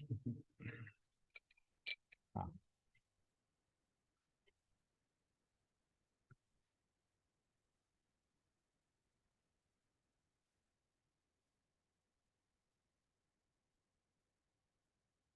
हाँ जी, the sides of a triangular field are this and this. एक ट्राइंगुलर फील्ड है, एक खेत है त्रिभुजाकार, सही बोला मैंने, त्रिभुज प्लस आकार, त्रिभुज की शेप में एक क्या है, खेत है, तो कुछ ऐसे ही होगा, स्केलिन ट्राइंगल बना देंगे, ABC इसके वर्टिसेस मान लो, ठीक है। तो इसकी साइड्स गिवन है 15, 16 और 17, तो 15, 16, 17, कोई डाउट नहीं है, ठीक है फाइन। अब इसके तीन कोनों से, ये तीन कोने ABC वर्टिसेस जिसको अपन बोलते हैं भाई, खेत के रेफरेंस में उसको कोने कहेंगे कॉर्नर्स, और ट्राइंगल के ज्योमेट्रिक एस्पेक्ट में उसको वर्टिसेस कहेंगे, ठीक है। एक cow, a buffalo and a horse are tied separately with ropes of length 7 metre, ठीक है ना, हर एक कोने पे 3 जानवर बांध दिए, काउ, बफेलो एंड हॉर्स, लेकिन उनकी जो रस्सी है 7-7 मीटर की बांधी है, मतलब यहां से ये 7 मीटर लगभग इतना, और यहां से ये 7 मीटर लगभग इतना। तो मान लो कि यहाँ पे काव बंधी हुई है, यहाँ पे कौन बंधी हुई है, काव, तो काव जो है इस एरिया में घूम सकती है, बताओ, इस सेक्टर वाले एरिया में घूम सकती है, वो इससे बाहर नहीं आ सकती, क्योंकि 7 मीटर ही लंबी उसकी रस्सी है जिससे वो बंधी हुई है। लेट से बी पे बफेलो है, बी फॉर बफेलो मैच भी हो गया, फिर काव उधर होती शायद, एनीवेज, ठीक है। सो बफेलो भी, इसकी भी लेंथ क्या है, 7 मीटर ही है, इसकी रस्सी की लेंथ भी 7 मीटर है, तो ये भी इधर तक आ सकती है या फिर इधर तक आ सकती है, तो ये इस एरिया में ग्रेस कर सकती है, यानी चारा चर सकती है ना। तो ये भी 7 है, ये भी 7 है, ये भी 7 है, और ये भी 7। आप ये चीज वेरीफाई कर देने को, 7 और 7 14, तो टोटल कितना था 15, तो 1 मीटर का गैप रहेगा ना, तो इसको इंटरसेक्ट मत करवा देना, कॉमन सेंस, ठीक है। इधर आओ, सी पे मान लो कौन है, हॉर्स है, और ये भी 7 मीटर ही जा सकता है ऊपर, ऐसे और ऐसे, फाइन, 7 7, ठीक है, यहां तक कोई डाउट नहीं है। अब क्वेश्चन क्या है, find the area of the field which can not be graced by the 3 animals. वो एरिया निकालो जो कि ग्रेज नहीं किया जा सकता। चलो, नहीं किया जा सकता उसको एक बार रखो साइड में। पहले वो एरिया बता सकते हो जो ग्रेस किया जा सकता है, क्योंकि नहीं किया जा सकता के लिए क्या टोटल ट्राइंगल के एरिया में से वो माइनस कर देंगे। हाँ, टोटल ट्राइंगल के एरिया में से माइनस कर देंगे। तो क्या आप बता सकते हो कि जो एरिया वो 3 जानवर ग्रेस कर सकते हैं, दैट मीन्स ये वाला एरिया, दैट मीन्स ये वाला एरिया बता सकते हो क्या? कैसे निकालेंगे बोलो? 3 सेक्टर का एरिया है क्या? अरे बोलो। सेक्टर नंबर 1, हाँ थीटा क्या होगा, सेक्टर नंबर 2, सेक्टर नंबर 3। ठीक है, ये तो सबने सोच लिया। चलिए, तो लेट्स से कि इफ दिस इज सेक्टर 1, चलो अब इधर ध्यान दो, बातें नहीं। Let's say this is sector 1, S1 कह दूं मैं इसको हाल फिलहाल के लिए ना। This is sector 2 and this is sector 3। तो एरिया ऑफ सेक्टर 1 निकाल रहा हूं, देखना ध्यान से। सेक्टर एरिया का फॉर्मूला बोलो। ठीक है, वेरी गुड।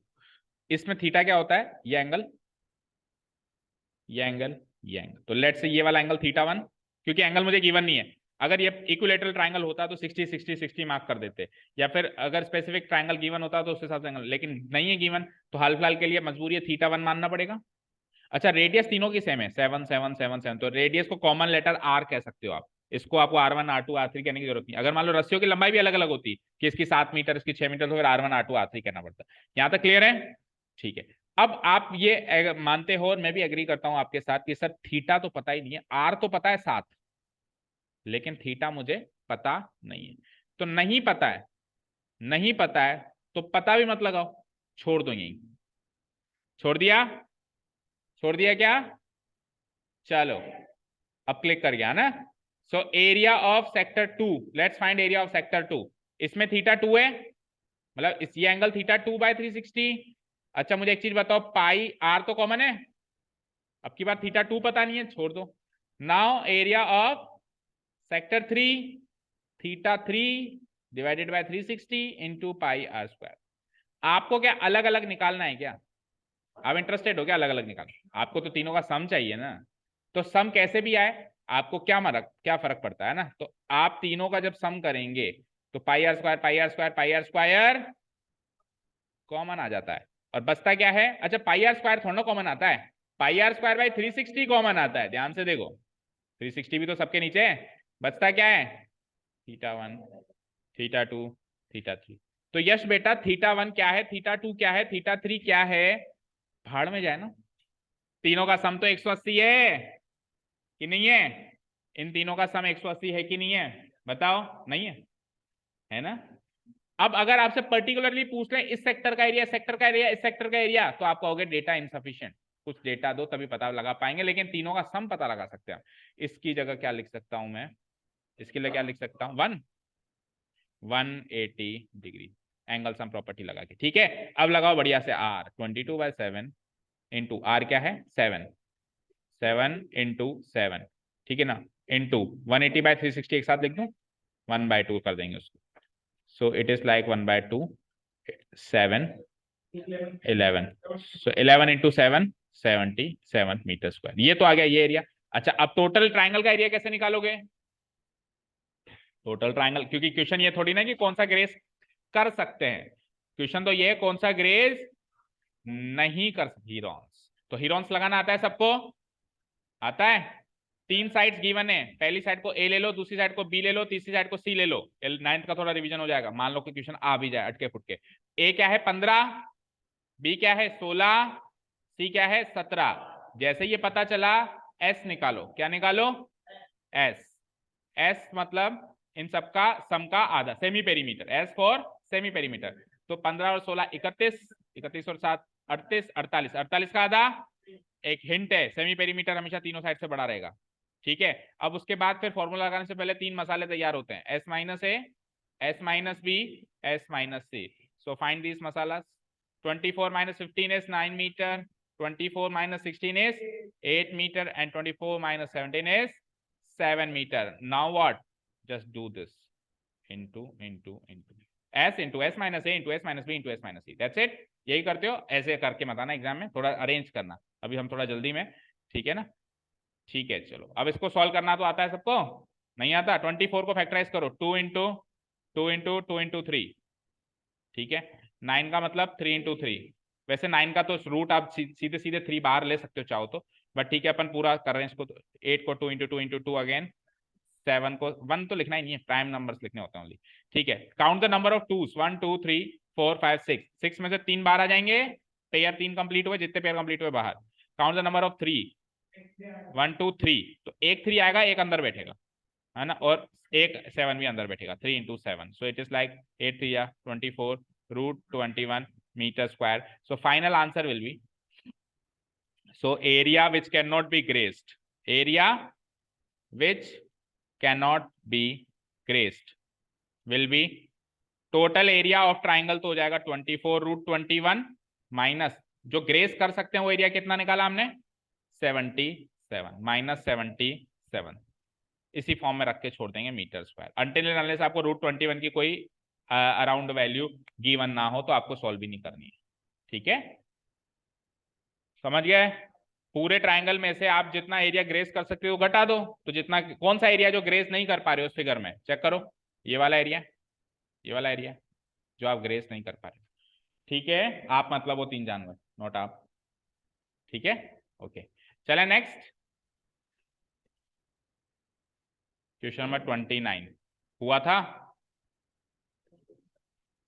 छोटा सा बट ट्रिकी सा क्वेश्चन था। 29 का फर्स्ट पार्ट छोटा सा बट स्लाइट ट्रिकी। देखो, prove that the tangent drawn at the mid point of an arc of a circle is parallel to the कोड joining the end points of the arc. Question समझ में आया क्या सभी को? नहीं आया? पढ़ो एक बार, पढ़ो एक बार, पढ़ो। समझ में आ गया? क्वेश्चन समझ में आ गया? समझाओ। एक सर्किल में एक कॉर्ड है, 1 सेकेंड, मैं भूल जाता हूँ बार बार। हाँ, सर्किल है और कोड है, एक मिनट, कोड कोड बना रहे थे मेरे उनको, मैं भूल जाता हूँ। हाँ ठीक है, आर्क बनाऊं, आर्क तो काटी जाती है, बनाई नहीं जाती, ऐसे काट दूं, ऐसे काट दूं, सर्किल की आर्क काट दी, ठीक है। इस आर्क के मिड पॉइंट को कैसे निकालूंगा, मतलब इस आर्क का मिड पॉइंट कैसे निकालूंगा, वो क्वेश्चन ये मेरा। इस आर्क का मिड पॉइंट आएगा कहाँ पे? इसकी लंबाई के मिड में। भाई यहां से लेके आदमी कोई भागना शुरू करे तो मिड वे में लगभग यहाँ होगा वो। ये टेंजेंट का point of contact, that means इस पे टेंजेंट बना दूं, ठीक है। ये लो, इस पे टेंजेंट बना दिया।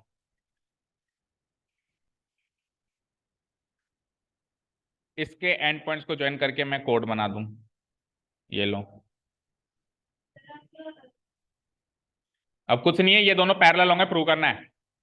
अब इन दोनों को पैरेलल प्रूव करना है। एक ऐसा टेंजेंट, या फिर एक ऐसे कहो, एक ऐसी कोड जो ऐसी आर्क के मिड पॉइंट से बनी हुई है, जिस आर्क के मिड पॉइंट, एक ऐसा कोड जो ऐसी आर्क के एंड पॉइंट पे बनी हुई है, एंड पॉइंट से कोड बनी हुई है, और उस आर्क के मिड पॉइंट पे टेंजेंट बना हुआ है।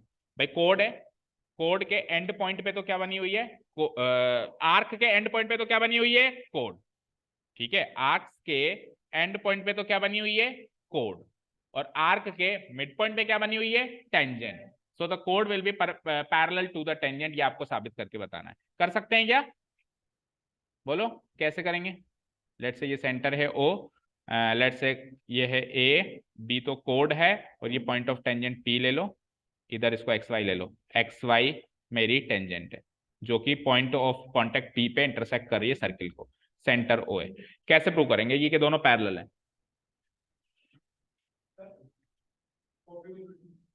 OP को ज्वाइन कर रहे हैं, यस वेरी गुड, OP को ज्वाइन कर दिया। Now what? सेंटर से कोड पे हमेशा, तो आपको क्या पता है बाइसेक्ट कर रही है?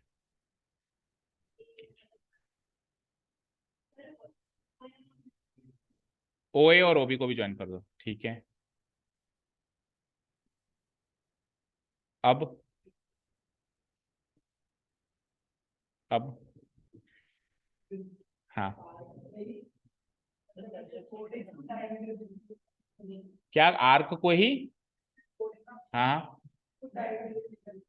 नहीं, डायमीटर क्यों मानो, उसने कहा ही नहीं है। आप स्पेसिफिक, आप किसी को प्रिविलेज नहीं दे सकते जबरदस्ती। वो प्रिविलेज अंडर प्रिविलेज हो है तो सही। देखो हम सेक्शन फॉर्मूला में जब तक वो नहीं कहेगा तब तक मिड पॉइंट मान लेंगे क्या? आप तो कह दोगे सेक्शन फॉर्मूला तो वो भी है ना, मिड पॉइंट तो मिड पॉइंट ही रहेगा ना। ठीक है, तो जब तक वो नहीं कहेगा कि ये कोड सेंटर से पास हो रही है और डायमीटर है तो आई विल नॉट कंसीडर। तो देखो एक डायरेक्ट थ्योरम याद रखनी पड़ेगी, सुन लो, कि अगर एक सर्किल पे एक आर्क काट दी जाए, ठीक है, और उसके मिड पॉइंट को सेंटर से मिलाया जाए, तो अगर ये मिड पॉइंट है तो इसका इंटरसेक्शन भी मिड पॉइंट पर ही होगा। अगर ये मिड पॉइंट है तो इसका इंटरसेक्शन भी मिड पॉइंट पर ही होगा। और इसको विदाउट प्रूफ हमको लिखना है, इसको विदाउट प्रूफ हमको लिखना है। कैसे लिखेंगे बताओ? कि the radius drawn from centre, the radius drawn from the center to the midpoint of an arc also bisects the chord joining the end points of the arc।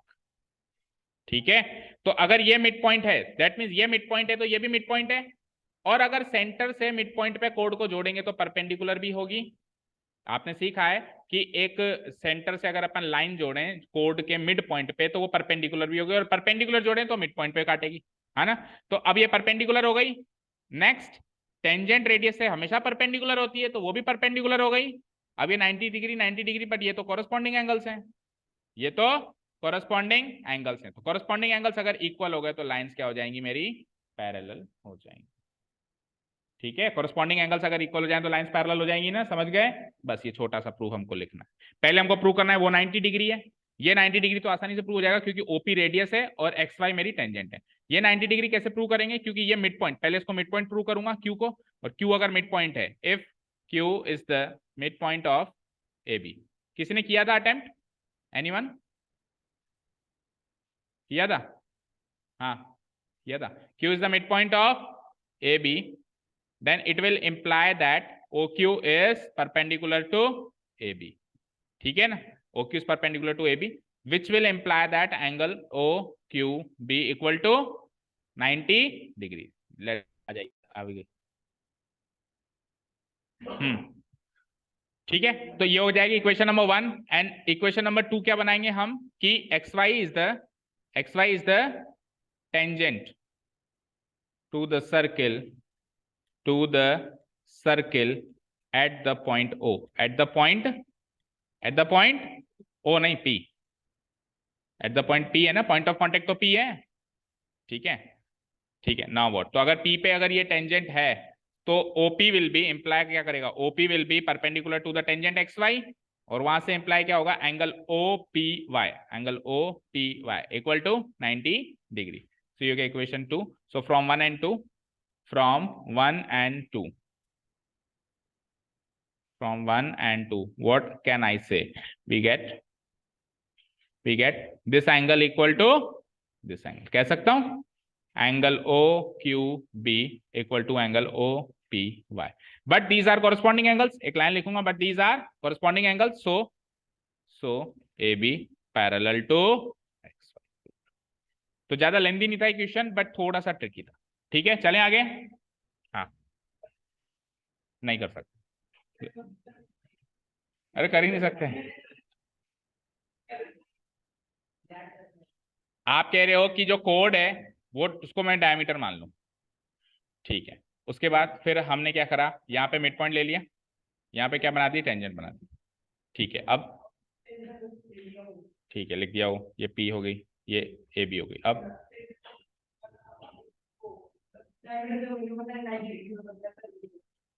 Diameter से बनने वाला तो P पे 90 डिग्री बनाओ। ठीक है, अब हाँ X और Y O से ज्वाइन कर देंगे। ठीक है, अब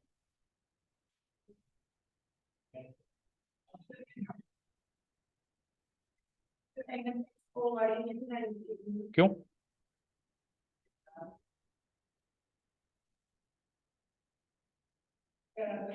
देखो चाहे से आप इसको डायमीटर मानो और चाहे से आप इसको नॉन डायमीटर मानो, चाहे से यहाँ मानो, चाहे से यहाँ मानो, चाहे से डायमीटर ही क्यों ना मान लो, लॉजिक तो वही चलेगा भैया कि इसको 90 और इसको 90 प्रूव करना है, कोरस्पॉन्डिंग एंगल्स इक्वल करने हैं तो लाइंस पैरेलल, लॉजिक तो वही चलना है, इसके अलावा कोई लॉजिक नहीं चलना, कहीं भी मानो उसको, ठीक है। और मानना नहीं है जब तक वो ना कहे कि डायमीटर है, ठीक है। चले नेक्स्ट क्वेश्चन पे, चलिए तो यहाँ पे हमारा खत्म नहीं हुआ क्या अभी भी, क्वेश्चन नंबर 30, चलो क्वेश्चन नंबर कौन सा है अभी, अच्छा 29 का सेकंड पार्ट, अभी वही सेक्शन चल रहा है इतनी देर से, अच्छा इसमें ज्यादा है, अच्छा आप ऑप्शंस भी हैं, ठीक है। In a right triangle prove that the square of the hypotenuse is equal to the, क्या है ये, क्या चीज है ये बताओ, आपकी चहेती पाइथागोरस थ्योरम, कभी प्रूव करिए पाइथागोरस थ्योरम, 6.5 तो करी नहीं, तुम्हारे ओमिटेड थी, यहाँ तो करिए बट उतनी शिद्दत से नहीं करी, रिवाइज नहीं करी, राइट, करी नहीं, ओके फाइन। तो फिर पाइथागोरस थ्योरम एक ही तो मौका मिला था जिंदगी में प्रूव करने का, मलाल नहीं खटकेगा जिंदगी भर की यार पाइथागोरस थ्योरम प्रूव नहीं करी, ठीक है। सो पाइथागोरस थ्योरम प्रूव करेंगे भाई, देखो let's say A B C, RBSC की स्टूडेंट्स को तो करनी है, उनके लिए तो ये इंपॉर्टेंट क्वेश्चन बनता है, ये 90 डिग्री आपको क्या प्रूव करना है, ए बी का स्क्वायर प्लस बीसी का स्क्वायर इक्वल टू एसी का स्क्वायर, ये हमने खूब रट लिया, खूब अप्लाई कर लिया, अब इसको साबित करेंगे कि ऐसा होता क्यों है, मैथमेटिकली ऐसा क्यों होता है, and this will be done using similarity, this will be done using similarity. तो हम क्या करेंगे, बी से एक परपेंडिकुलर ड्रॉ कर देंगे, लेट्स से बी डी, कोई डाउट नहीं यहाँ तक। तो अब 3 राइट एंगल ट्राइंगल दिखाई दे रहे हैं मुझे, कौन कौन से, ट्राइंगल नंबर 1, ट्राइंगल नंबर 2 और एक ओवरऑल ट्राइंगल, ये तीनों ट्राइंगल जो है आपस में सिमिलर है, सबसे पहले आप ये साबित कर दो, ये तीनों ट्राइंगल क्या है, आपस में सिमिलर है। अब कैसे साबित करेंगे, पहले इस ट्राइंगल को बड़े वाले ट्राइंगल से सिमिलर साबित करो, फिर इसको भूल जाओ, एक काम वो हो गया, फिर इस ट्राइंगल को बड़े वाले ट्राइंगल से सिमिलर साबित करो, ठीक है। और फिर अगर दोनों का रिजल्ट देख लें तो ये दोनों आपस में भी हो जाएंगे सिमिलर, हालांकि इन दोनों को आपस में सिमिलर करने का कोई मतलब रोल नहीं है इस क्वेश्चन में, बट आपको पता होना चाहिए कि तीनों आपस में सिमिलर होंगे। इसमें रोल क्या है, रोल ये है कि इस ट्राइंगल को बड़े ट्राइंगल से सिमिलर प्रूव करो, एक रिजल्ट निकालो, देन इसको करो। तो शुरू करें, ट्राइंगल नंबर 1 को बड़े ट्राइंगल से सिमिलर साबित करना है। तो लिखने से पहले आप सोचो कि ये सिमिलर है तो किस क्राइटेरिया से, ऑब्वियसली एंगल के क्राइटेरिया से ही मुझे मिलेगा। तो देखो ध्यान से, ये एंगल ए दोनों ट्राइंगल्स में है, ऊपर वाले छोटू ट्राइंगल में भी है और ओवरऑल ट्राइंगल में भी है, तो एंगल ए तो कॉमन एंगल आ गया, और एक एक एंगल 90 डिग्री है दोनों में, तो वो 90 डिग्री वाला एंगल कहाँ है, इस वाले ट्राइंगल में 90 डिग्री वाला एंगल है यहां, चेक करो डी पे, कहां पर, डी पे, और बड़े वाले ट्राइंगल पे है वो बी पर, यानी डी की सीध में बी आएगा और ए की सीध में ए आएगा। देखो ए की सीध में ए और डी की सीध में बी, बचा कौन सा, इस छोटे वाले ट्रायंगल में कौन सा लेटर बच गया, डी ए हो गया तो बी बचा, और बड़े वाले ट्रायंगल में ए बी तो क्या बचा, सी। तो ये दोनों ट्रायंगल सिमिलर हो गए, समझ आया कैसे अपन उसको डिनोट कराएंगे, कैसे नाम लिखेंगे उसका। तो that means triangle B A D को हम क्या प्रूव कर देंगे, सिमिलर कर देंगे ट्रायंगल सी ए बी से, ठीक है ना। देखो 90 डिग्री की सीध में 90 डिग्री वाला ए की सीध में है, क्योंकि ए कॉमन एंगल है। रीजन दोनों दो एंगल्स का रीजन लिख देंगे। पहला reason angle B A D equal to angle C A B common angle, दूसरा reason angle B D A equal to angle C B A equal to 90 degree. एक given था, एक बाई कंस्ट्रक्शन हो गया। तो ये दोनों सिमिलर हो गए बेटा। एक बार जो ये दोनों सिमिलर हो गए तो इनकी साइड्स प्रोपोर्शनल होंगी या नहीं होंगी। तो इसमें से साइड कौन सी निकालनी है आपको, वो साइड निकालनी है जिसमें आपको ए बी मिल जाए। आप ध्यान से देखो, इस ट्राइंगल में और बड़े ट्राइंगल में कौन सी साइड कॉमन है, ए बी। इस ट्राइंगल में भी ए बी साइड आती है और बड़े ट्राइंगल में भी ए बी साइड आती है। तो इधर से ए बी निकालना, तो ये निकल गई ए बी। तो अगर इधर से ए बी निकली तो वहां से क्या निकलेगी, ए सी। तो A B by A C equal to, अब उधर से ए बी निकालो, तो उधर से ए बी निकालोगे तो ए बी नीचे आएगी उधर, तो इधर क्या निकलेगी, एडी। भाई एक बार ए बी इधर से निकालो, एक बार ए बी इधर से निकालो, क्योंकि आपके पास कहीं से खुफिया इंफॉर्मेशन है कि ए बी दोनों में, ए बी दोनों में। तो एक बार इस ट्रायंगल से निकाली, एक बार इस ट्रायंगल से निकाली, तो A B by A C equal to A D by A B हो गया। तीसरी साइड का रेशियो लिखने की जरूरत नहीं है, इसलिए काम हो जाएगा। So A B square equal to what, यहां तो कोई डाउट नहीं है। इक्वेशन नंबर 1, इक्वेशन नंबर 1 करके छोड़ दो। अब किसकी बारी है आपको, अब क्या करना है आपको, सेकंड नीचे वाले ट्रायंगल को बड़े वाले ट्रायंगल। तो नीचे वाले ट्रायंगल में ये वाला एंगल कॉमन है, एंगल सी, इसमें भी है और बड़े ट्रायंगल में भी है। तो लेट्स से सी की सीध में सी। अच्छा, इस नीचे वाले ट्रायंगल में राइट एंगल डी पे बन रहा है क्या, और ओवरऑल बड़े ट्रायंगल में राइट एंगल बी पे बन रहा है, तो डी की सीध में बी। अब नीचे वाले ट्रायंगल में कौन सा लेटर रह गया? सी डी बी रह गया, और ऊपर बड़े वाले ट्रायंगल में बी सी के अलावा क्या रह गया? ए। तो हो ना हो ये दोनों ट्रायंगल सिमिलर होंगे, ठीक है। ये ए बी सी डी क्यों गया? नहीं ये ए है, सॉरी ट्रायंगल है, sorry triangle B C D similar to triangle A C B हो गया, वही ए ए सिमिलैरिटी रूल्स है। इधर से बताओ साइड प्रोपोर्शनल, इधर से भी तो होंगी। अब दोनों में से बीसी निकालो, क्योंकि इस ट्रायंगल में और ओवरऑल बड़े ट्रायंगल में बीसी साइड कॉमन है, तो इस ट्रायंगल से बीसी निकालो, बीसी डिवाइडेड बाय उधर से क्या निकलेगा? एसी। इधर से बीसी निकालो, बीसी नीचे लिखो, क्योंकि इस ट्रायंगल के दोनों साइड्स नीचे आ रही है, इस ट्रायंगल की दोनों साइड्स ऊपर आ रही है, तो यहां से बीसी निकलेगा, तो यहां से सीडी या डीसी कैसे भी लिख लो, कोई डाउट नहीं है। So tell me BC into BC, BC square equal to AC into CD, कोई डाउट नहीं है। इक्वेशन 2। अब आपको प्रूव क्या करना था, चेक करो, प्रूव क्या करना था? A B square plus A B square मिल गया, बीसी स्क्वायर मिल गया, दैट मींस इक्वेशन को क्या करना पड़ेगा? ऐड करना पड़ेगा, ठीक है। So adding equation 1 and 2 we get A B square plus BC square LHS, ये तो हो गया एलएचएस। आरएचएस पार्ट देखो क्या होगा, AC into AD plus AC into CD, AC AC common, तो ब्रैकेट में क्या बचा? इसके आगे ब्रैकेट में नीचे लिख देता हूं, चलो, इक्वल टू एसी इंटू, बोलो एडी प्लस सीडी। जरा फिगर में देखो तो सही, एडी प्लस सीडी है क्या? AD plus CD total AC है क्या? So it is like AC into AD plus CD क्या हो जाएगा? एसी, तो AC into AC AC square, so A B square plus B C square finally proved equal to the AC square, hypotenuse of a right angle triangle. Done, समझ आया? ठीक है, तो RBSC के लिए इंपॉर्टेंट क्वेश्चन है 4 number का या 3 नंबर। चलें आगे, ठीक है। नेक्स्ट क्वेश्चन देखो, if cos theta plus sine theta equal to 2, ये इसमें कंफ्लिक्ट है ना, इसमें √2 cos थीटा है और √2 sin थीटा है, दोनों साइड। गिवन पॉइंट में भी √2 है और जो पॉइंट प्रूव करना है उसमें भी √2 है। तो अगर किसी ने अटेम्प्ट किया है और सही डायरेक्शन में अटेम्प्ट किया है तो उसको मार्क्स मिल जाएंगे फुल, ठीक है। बाकी किसी ने कुछ भी कर दिया उसको नहीं मिलेंगे, ठीक है ना। कुछ भी मतलब कुछ कोई सर नहीं है, कोई पैर नहीं है, कुछ अलग ही कर रहा है पता नहीं का, तो उसको नहीं मिलेंगे, ठीक है ना। जो गलत किया है वो भी मैथमेटिकली सही होना चाहिए। क्या कहा मैंने? जो आपने गलत किया है वो मैथमेटिकली सही होना चाहिए। उसमें आप 2 और 2 मिला के 4 ही कर रहे होंगे, अगर आप उसमें भी 2 और 2 मिला के 5 कर रहे हो तो इसका मतलब है गलत सही क्या करेगा? आपको मैथ्स ही नहीं आती, तो फिर उस चीज के मार्क्स नहीं मिलेंगे। हाँ जी, इसको प्रूव कैसे करेंगे, कोई बताएगा?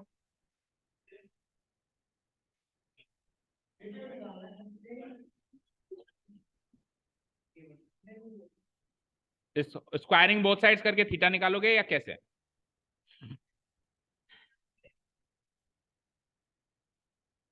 cos थीटा को इधर भेजोगे, फिर आप cos theta by cos theta sin theta by cos theta की वैल्यू √2 रखोगे। अच्छा, पहले 2 cos थीटा था, उसमें से आपने cos थीटा इधर भेजा है? नहीं, मैं तो ये कह रहा हूं, अब बताओ आप कैसे करोगे? अब ये क्वेश्चन है आपके सामने एग्जाम में, वो तो गलत है ना। सही में भी तो दिमाग लगाओ, सही में भी तो दिमाग लगा लो। अब ये क्वेश्चन सही होके आ गया, आप ऐसे क्यों मानते हो कि एग्जाम में भी गलत ही आएगा? एग्जाम में तो सही आएगा। तो लेट्स से क्वेश्चन आ गया, अब क्या करोगे ये बताओ? Squaring both sides, okay. So cos theta plus sin theta का होल स्क्वायर करना है, तो cos theta plus sin theta का होल, करी दोनों में, बोलो a प्लस बी का होल स्क्वायर करना है, तो cos square theta plus sin square theta plus 2 sin theta cos theta, fine, ठीक है, इक्वल टू √2 का स्क्वायर 2 और cos थीटा का स्क्वायर 2 cos स्क्वायर थीटा। आगे बोलो, देखो cos square theta plus sin square theta क्या लिख सकता हूं?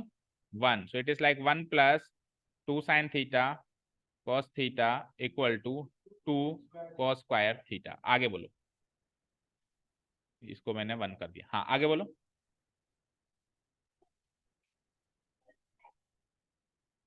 उसको तो आपको प्रूव करना है कि ये √2 sin थीटा है, तो उसका एलएचएस को स्क्वायर कर दूं मैं, ठीक है।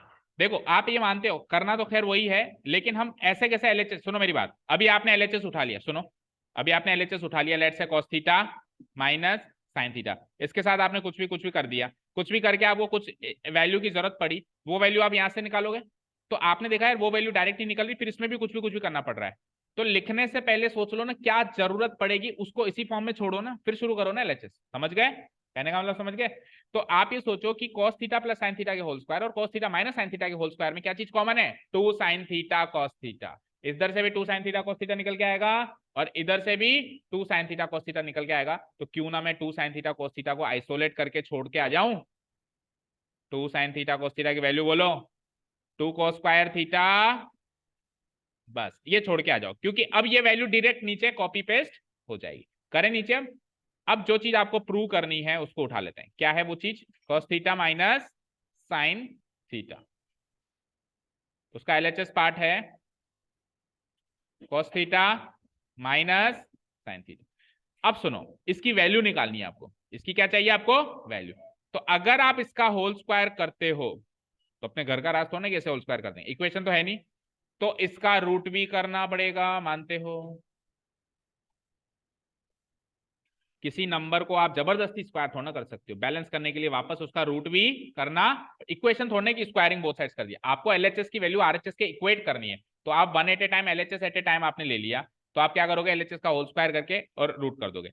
अब आप रूट को तो कायम रखो और अंदर सोल्व करो। तो cos theta minus sine theta का होल स्क्वायर क्या होगा, वही cos square theta plus sine square theta तो आएगा ही आएगा ना, 1 तो आएगा ही आएगा। और प्लस की जगह क्या आएगा, minus 2 sine theta cos theta आएगा क्या।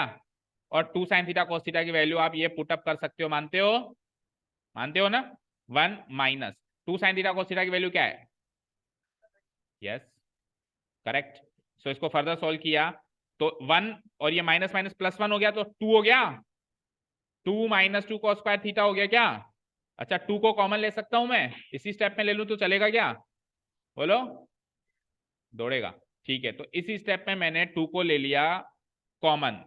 तो कॉमन लेने के बाद ये 1 माइनस कॉस स्क्वायर थीटा बच गया अंदर, बोलो 1 माइनस कॉस स्क्वायर थीटा बच गया अंदर, जो कि क्या होता है 2 तो रहेगा ही रहेगा, 1 माइनस कॉस स्क्वायर थीटा क्या होगा, साइन स्क्वायर थीटा। जब इसका रूट से बाहर आएगा तो ये स्क्वायर से रूट तो कट जाएगा और √2 अंदर बैठेगा, तो √2 sine theta. So we started our journey from taking LHS and ended up in the RHS part, so hence proved।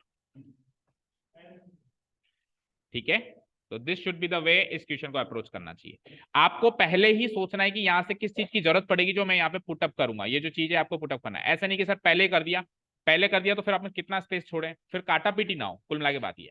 ठीक है, चले नेक्स्ट। ओके, आपको इतना कर दो 3 मार्क्स मिल जाएंगे, स्क्वायरिंग करके छोड़ दोगे तो 1 नंबर। अच्छा अच्छा अच्छा, उसमें गलत क्वेश्चन में कह रहे हो। ठीक है, तो आपने तो अगर थीटा निकाल के किया होगा तो प्रूव तो नहीं हुआ होगा 2 साइन थीटा से, लेकिन हाँ क्या, ठीक है चलो कर दो डिलीट। Okay, next question. हाँ जी, ये वाला क्वेश्चन देखा था, प्रोबेबिलिटी का, काफी अच्छा क्वेश्चन लगा मुझे 10th लेवल पे। तो Gonika and Nikita are visiting a particular shop in the same week. एक ही हफ्ते में दोनों जाती हैं कहीं, है ना। और हफ्ता आपको मंडे टू सैटरडे मानना है, दैट मीन संडे को काउंटिंग करना है, 6 डेज का वीक मानना है। Each is equally likely to visit the shop on any day. हर एक को इक्वल चांसेस है कि हर कोई किसी भी दिन जा सकता है, ऐसी कोई पाबंदी नहीं है भाई गोनिका मंडे को नहीं आ सकती या निकिता ट्यूसडे को नहीं आ सकती, हर कोई किसी भी दिन जा सकता है, इक्वली लाइकली आउटकम्स है। सो क्या संभावना है कि दोनों के दोनों ने एक ही दिन को शॉप पे विजिट किया, पहला क्वेश्चन। 2 अलग अलग दिनों पे शॉप को विजिट किया, दूसरा क्वेश्चन। कॉन्सेक्यूटिव का मतलब नहीं समझ में आया बच्चों को, हद हो गई। लगातार, कॉन्सेक्यूटिव मतलब लगातार, इसका उल्टा क्या होता है, अल्टरनेट, एक छोड़कर एक। तो लगातार दिन, दैट मींस अगर मान लो गोनिका ने मंडे को किया तो निकिता ने ट्यूसडे को किया, इसकी क्या संभावना है, या गोनिका ने ट्यूसडे को किया तो निकिता ने वेडनेसडे को किया, इसकी क्या संभावना है। समझ गए, लगातार ऐसे कहते हैं। तो अब ये निकालने के लिए पहले आपको एक सैंपल स्पेस तैयार करना पड़ेगा। तो मुझे बताओ मंडे टू सैटरडे कितने डेज हैं और कितने लोग हैं, तो 36 सैंपल पॉइंट्स बनेंगे, जो डाइस में बनते थे, जैसे 2 डाइस अपन उछालते थे तो 36 सैंपल पॉइंट्स बनते थे, इस बार भी 36 सैंपल पॉइंट्स बने। हाँ, जब डाइस में बताने पड़ते थे तो इसमें क्यों नहीं बताने पड़ेंगे भाई, 3 नंबर का क्वेश्चन है। देखो, तो सैंपल स्पेस बना रहा हूं मैं। तो लेट से पहला लेटर डिनोट करता है गोनिका का डे को विजिट, किसी भी डे को विजिट करना, एंड सेकंड लेटर डिनोट करता है निकिता का। तो लेट से अगर गोनिका मंडे को गई तो हो सकता है निकिता भी मंडे को गई हो, और हो सकता है कि गोनिका अगर मंडे को गई तो निकिता ट्यूसडे को गई हो। Then Gonika Monday Wednesday, Gonika Monday Thursday, Gonika Friday and Saturday. तो इस तरीके से M M M T M W M T H M ऐसे करके आप ये एम की जगह टी हो जाएगा, ऐसे करके 6 रोज बन जाएंगी। अब गोनिका खुद ही ट्यूसडे को गई तो T M T T T W T T H then T F and then T S. ठीक है, यही तो पॉसिबिलिटी है। देन आ जाओ W M W T W W W T H W F and W S. यहाँ पे S का मतलब सैटरडे, क्योंकि संडे को तो लीग से बाहर कर दिया उसने, है ना, उस दिन छुट्टी, उस दिन नहीं जाते वो लोग। मंडे ट्यूसडे वेडनेसडे, हाँ क्या गलत है कुछ? अच्छा सॉरी, एस एफ एस लिख दिया, इट इज डब्ल्यू एस। ठीक है, वेडनेसडे के बाद Thursday, so T H M then T H T then T H W then T H then T H F and then T H S. Then Friday की बारी आ गई, Friday Monday, Friday Tuesday, Friday Wednesday, Friday Thursday, Friday Friday and Friday Saturday. Then last में Saturday, Saturday Monday, Saturday Tuesday, Saturday Wednesday, Saturday Thursday, Saturday Friday and Saturday Saturday. So ये है पूरा sample space. बताओ इसके बाहर कुछ हो सकता है क्या? बताओ, कोई भी आप डे चूज कर लो भाई, गोनिका इस दिन गई होगी या निकिता इस दिन गई होगी, इनमें से ही कुछ होगा। तो इससे ज्यादा 36 आउटकम से ज्यादा कुछ हो ही नहीं सकता। तो दिस इज सैंपल। अब पहला क्वेश्चन क्या है कि दोनों के दोनों सेम डे पे गए, तो सेम डे पे गए यानी दोनों मंडे को गए, या दोनों ट्यूसडे को गए, या दोनों वेडनेसडे को गए, या थर्सडे को, या फ्राइडे को, या कितने फेवरेबल आउटकम्स हो गए? 6 out of total number of outcomes 36। तो 6/36 1/6 ये हो गया पहले क्वेश्चन का आंसर। ठीक है, फेवरेबल आउटकम्स डिवाइडेड बाय, तो जैसे अपन डाइस के केस क्वेश्चन में अपन डबलेट्स निकालते थे 1 1 2 2 3 3, तो इस बार वो सेम डेज निकालने। अब डिफरेंट डेज मतलब इनको छोड़ के बचे हुए कितने दिन है? 30 दिन है। सेकंड क्वेश्चन का आंसर क्या हो जाएगा? डिफरेंट डेज पे जाना। मतलब अगर ये मंडे को गई है तो दूसरी मंडे को नहीं जानी चाहिए, तो वो ट्यूसडे को चल जा सकती है, वेडनेसडे को जा सकती है। तो ये बचे हुए सारे हैं वो डिफरेंट डेज हैं दोनों के लिए। तो 30 डिवाइडेड बाय 36 दैट मीन्स 5/6। तीसरा क्या है? Consecutive days. कॉन्सेक्यूटिव यानी जस्ट लगातार, तो लगातार में मंडे ट्यूसडे सेलेक्ट होगा, फिर इस रो में कोई सेलेक्ट नहीं होगा, फिर Tuesday Wednesday, then Wednesday Thursday, then Thursday Friday and then Friday. ये 5 दिन ही तो हैं जो लगातार दिनों को शो कर रहे हैं। इसके अलावा बताओ और कोई दिन है क्या? है क्या? सोचो जरा, ध्यान से सोचो। हाँ तो सोचो ना, वही तो बताओ, इसमें से बताओ। तो इसके बाद ट्यूसडे मंडे भी तो होगा, ये भी तो लगातार है, ये तो लगातार है। वेडनेसडे थर्सडे भी तो होगा, वेडनेसडे ट्यूसडे भी तो होगा, ये भी लगातार है। ठीक है, थर्सडे एंड वेडनेसडे भी होगा लगातार, मतलब उनके बीच में गैप नहीं होना चाहिए। तो थर्सडे और वेडनेसडे के बीच में कोई गैप होता है क्या? नहीं होता है। फ्राइडे एंड थर्सडे के बीच में कोई गैप होता है? नहीं होता है। एंड सैटरडे एंड फ्राइडे के बीच में भी कोई गैप नहीं होता है। इसके अलावा अब आएगा क्या? अब आएगा क्या? सोचो, देखो आएगा, बता कौन सा दिन आएगा? संडे तो बाहर है, संडे तो बाहर है। इसके अलावा देखो, सपोज करो मैं ये चूज करता हूं, क्या मैंने कहा? दोनों के दोनों जो शॉप पे गए थे वो लगातार दिनों में गए थे, तो लगातार दिनों में मैंने ये थोड़ा कहा भी गोनिका ही पहले जाए। लगातार दिनों में गए थे, कोई भी एक जिस भी दिन गया अगला उसके अगले दिन जाए। तो पहला लेटर गोनिका के जाने को डिनोट कर रहा है एंड दूसरा लेटर निकिता के जाने को डिनोट कर रहा है। तो लेट से ये गोनिका है एंड लेट से निकिता है। तो लेट से ये क्या है? ट्यूसडे, और ये क्या है? मंडे। तो निकिता मंडे को चली गई और फिर ट्यूसडे को गई, तो दोनों लगातार दिन गए नहीं गए? ऐसा फिक्स थोड़ी ना है कि वही पहले जाए। लगातार दिन मतलब वो पहले जाके अगले दिन ये चली जाए, या ये पहले जाके अगले दिन वो चली जाए। ठीक है, समझ आया? अब इसके अलावा कोई सेलेक्ट नहीं होगा, क्योंकि वेडनेसडे और मंडे के बीच में काफी गैप है, बाकी सब में काफी गैप है। लगातार दिन और कोई है नहीं। कितने काउंट्स हुए? 1 2 3 4 5 6 7 8 9 10। सो थर्ड क्वेश्चन का आंसर क्या हो जाएगा? 10 डिवाइडेड बाय 36 दैट मीन्स 5/18। तो किया था अटेम्प्ट सभी ने, कितनों के आंसर्स करेक्ट हैं? तीनों सही है। सैंपल स्पेस बनाया?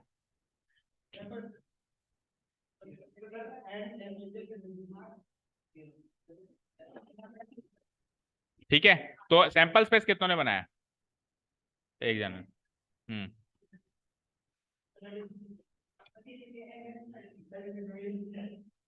तो फिर तो आप डाइस के क्वेश्चन में वैसे लिख के आ जाओगे। चलिए सेक्शन डी, इसमें 4 ही क्वेश्चन हैं, केवल 5-5 मार्क्स के हैं, लेकिन अब की बार तो 4 मार्क्स का क्वेश्चन नहीं है सीबीएसई में, है ना, 3 के बाद डायरेक्ट 5 का है।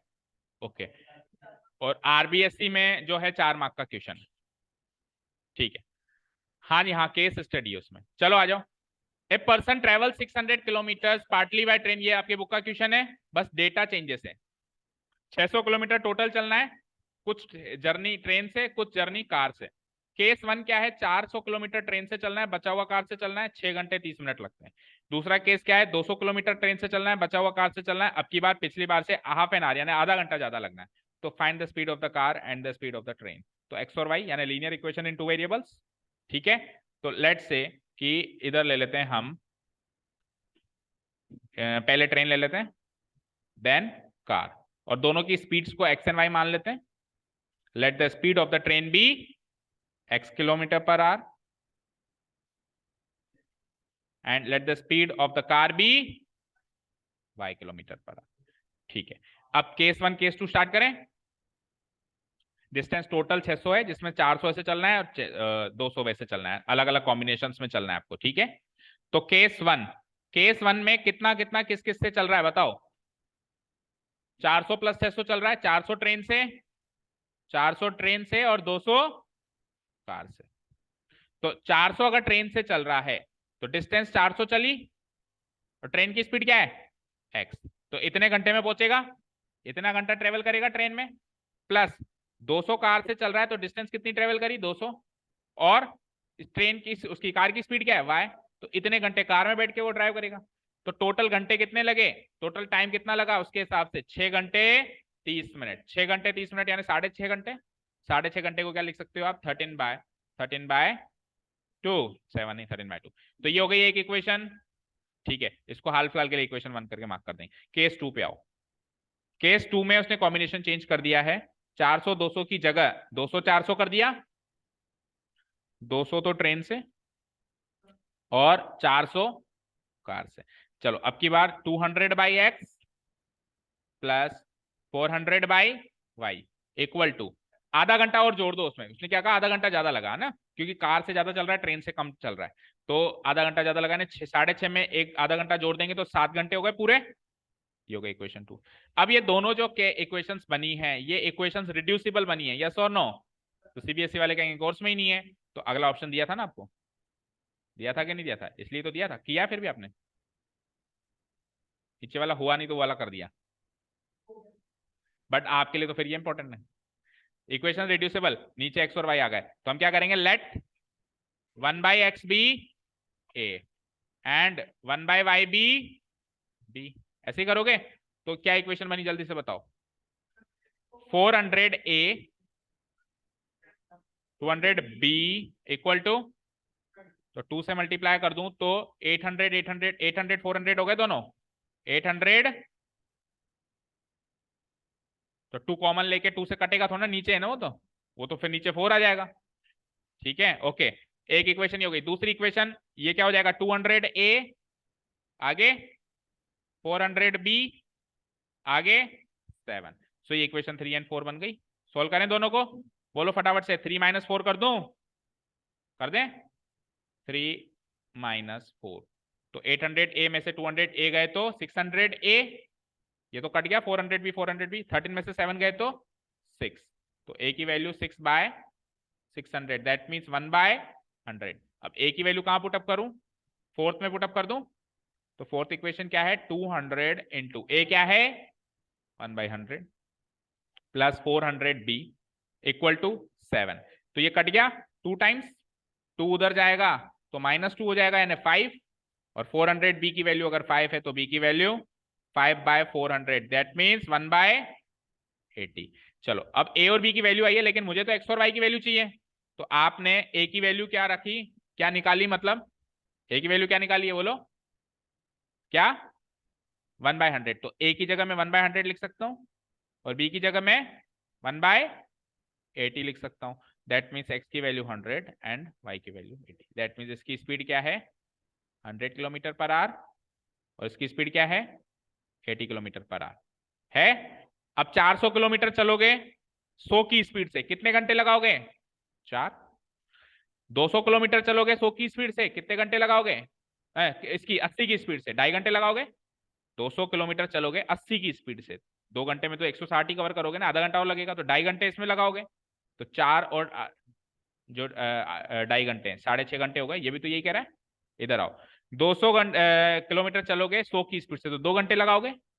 देन 80 की स्पीड से अगर 400 किलोमीटर चलोगे तो 5 घंटे लगेंगे। 2 + 5 7 आ रहा है, जस्टिफाई भी हो गया।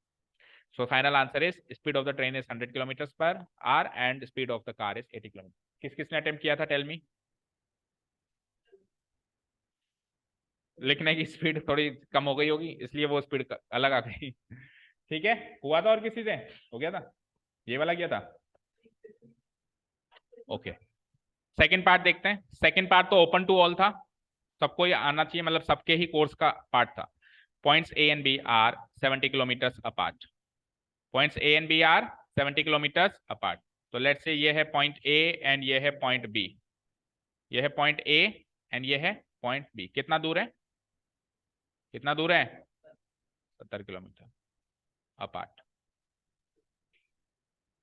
ठीक है, अब एक की गाड़ी शुरू होती है ए से और एक की गाड़ी शुरू होती है बी से। कौन कौन है आपकी बार? गायत्री एंड साक्षी। ओके, तो गायत्री स्टार्ट फ्रॉम बी, नहीं, साक्षी स्टार्ट फ्रॉम ए। सो इधर से साक्षी स्टार्ट होती है, इधर से गायत्री स्टार्ट होती है। अगर वो सेम डायरेक्शन में ट्रेवल करते हैं, सेम डायरेक्शन में ट्रेवल करने का मतलब क्या होता है? हाँ, क्या हुआ? हाँ, तेरे से पूछ रहा हूँ क्या हुआ? कोई देखो काम है उसके फोन से, तेरे को फोन करना है कोई अर्जेंट? इस, इसके नंबर से, इसके नंबर से, उसका नंबर तो तेरे पास ही रखा है, तू कर रहा है बैठे बैठे। दोनों अपने अपने फोन मेरे को जमा कराओ। आओ जल्दी आओ, जल्दी आओ, जल्दी आओ, अच्छे बच्चे की तरह आओ। जिसके पास जो भी फोन है मेरे को दे दो। इतनी देर से बात ही कर रहा है तू, तेरे को क्या लगता है मेरे को पता नहीं चलता है? इतनी देर से तो बात कर रहा है तू, और कितनी बात करेगा? ला दे, दे दे जल्दी दे दे, मैं भी देखूं कौन सी महारानी का फोन है। ला इधर आ।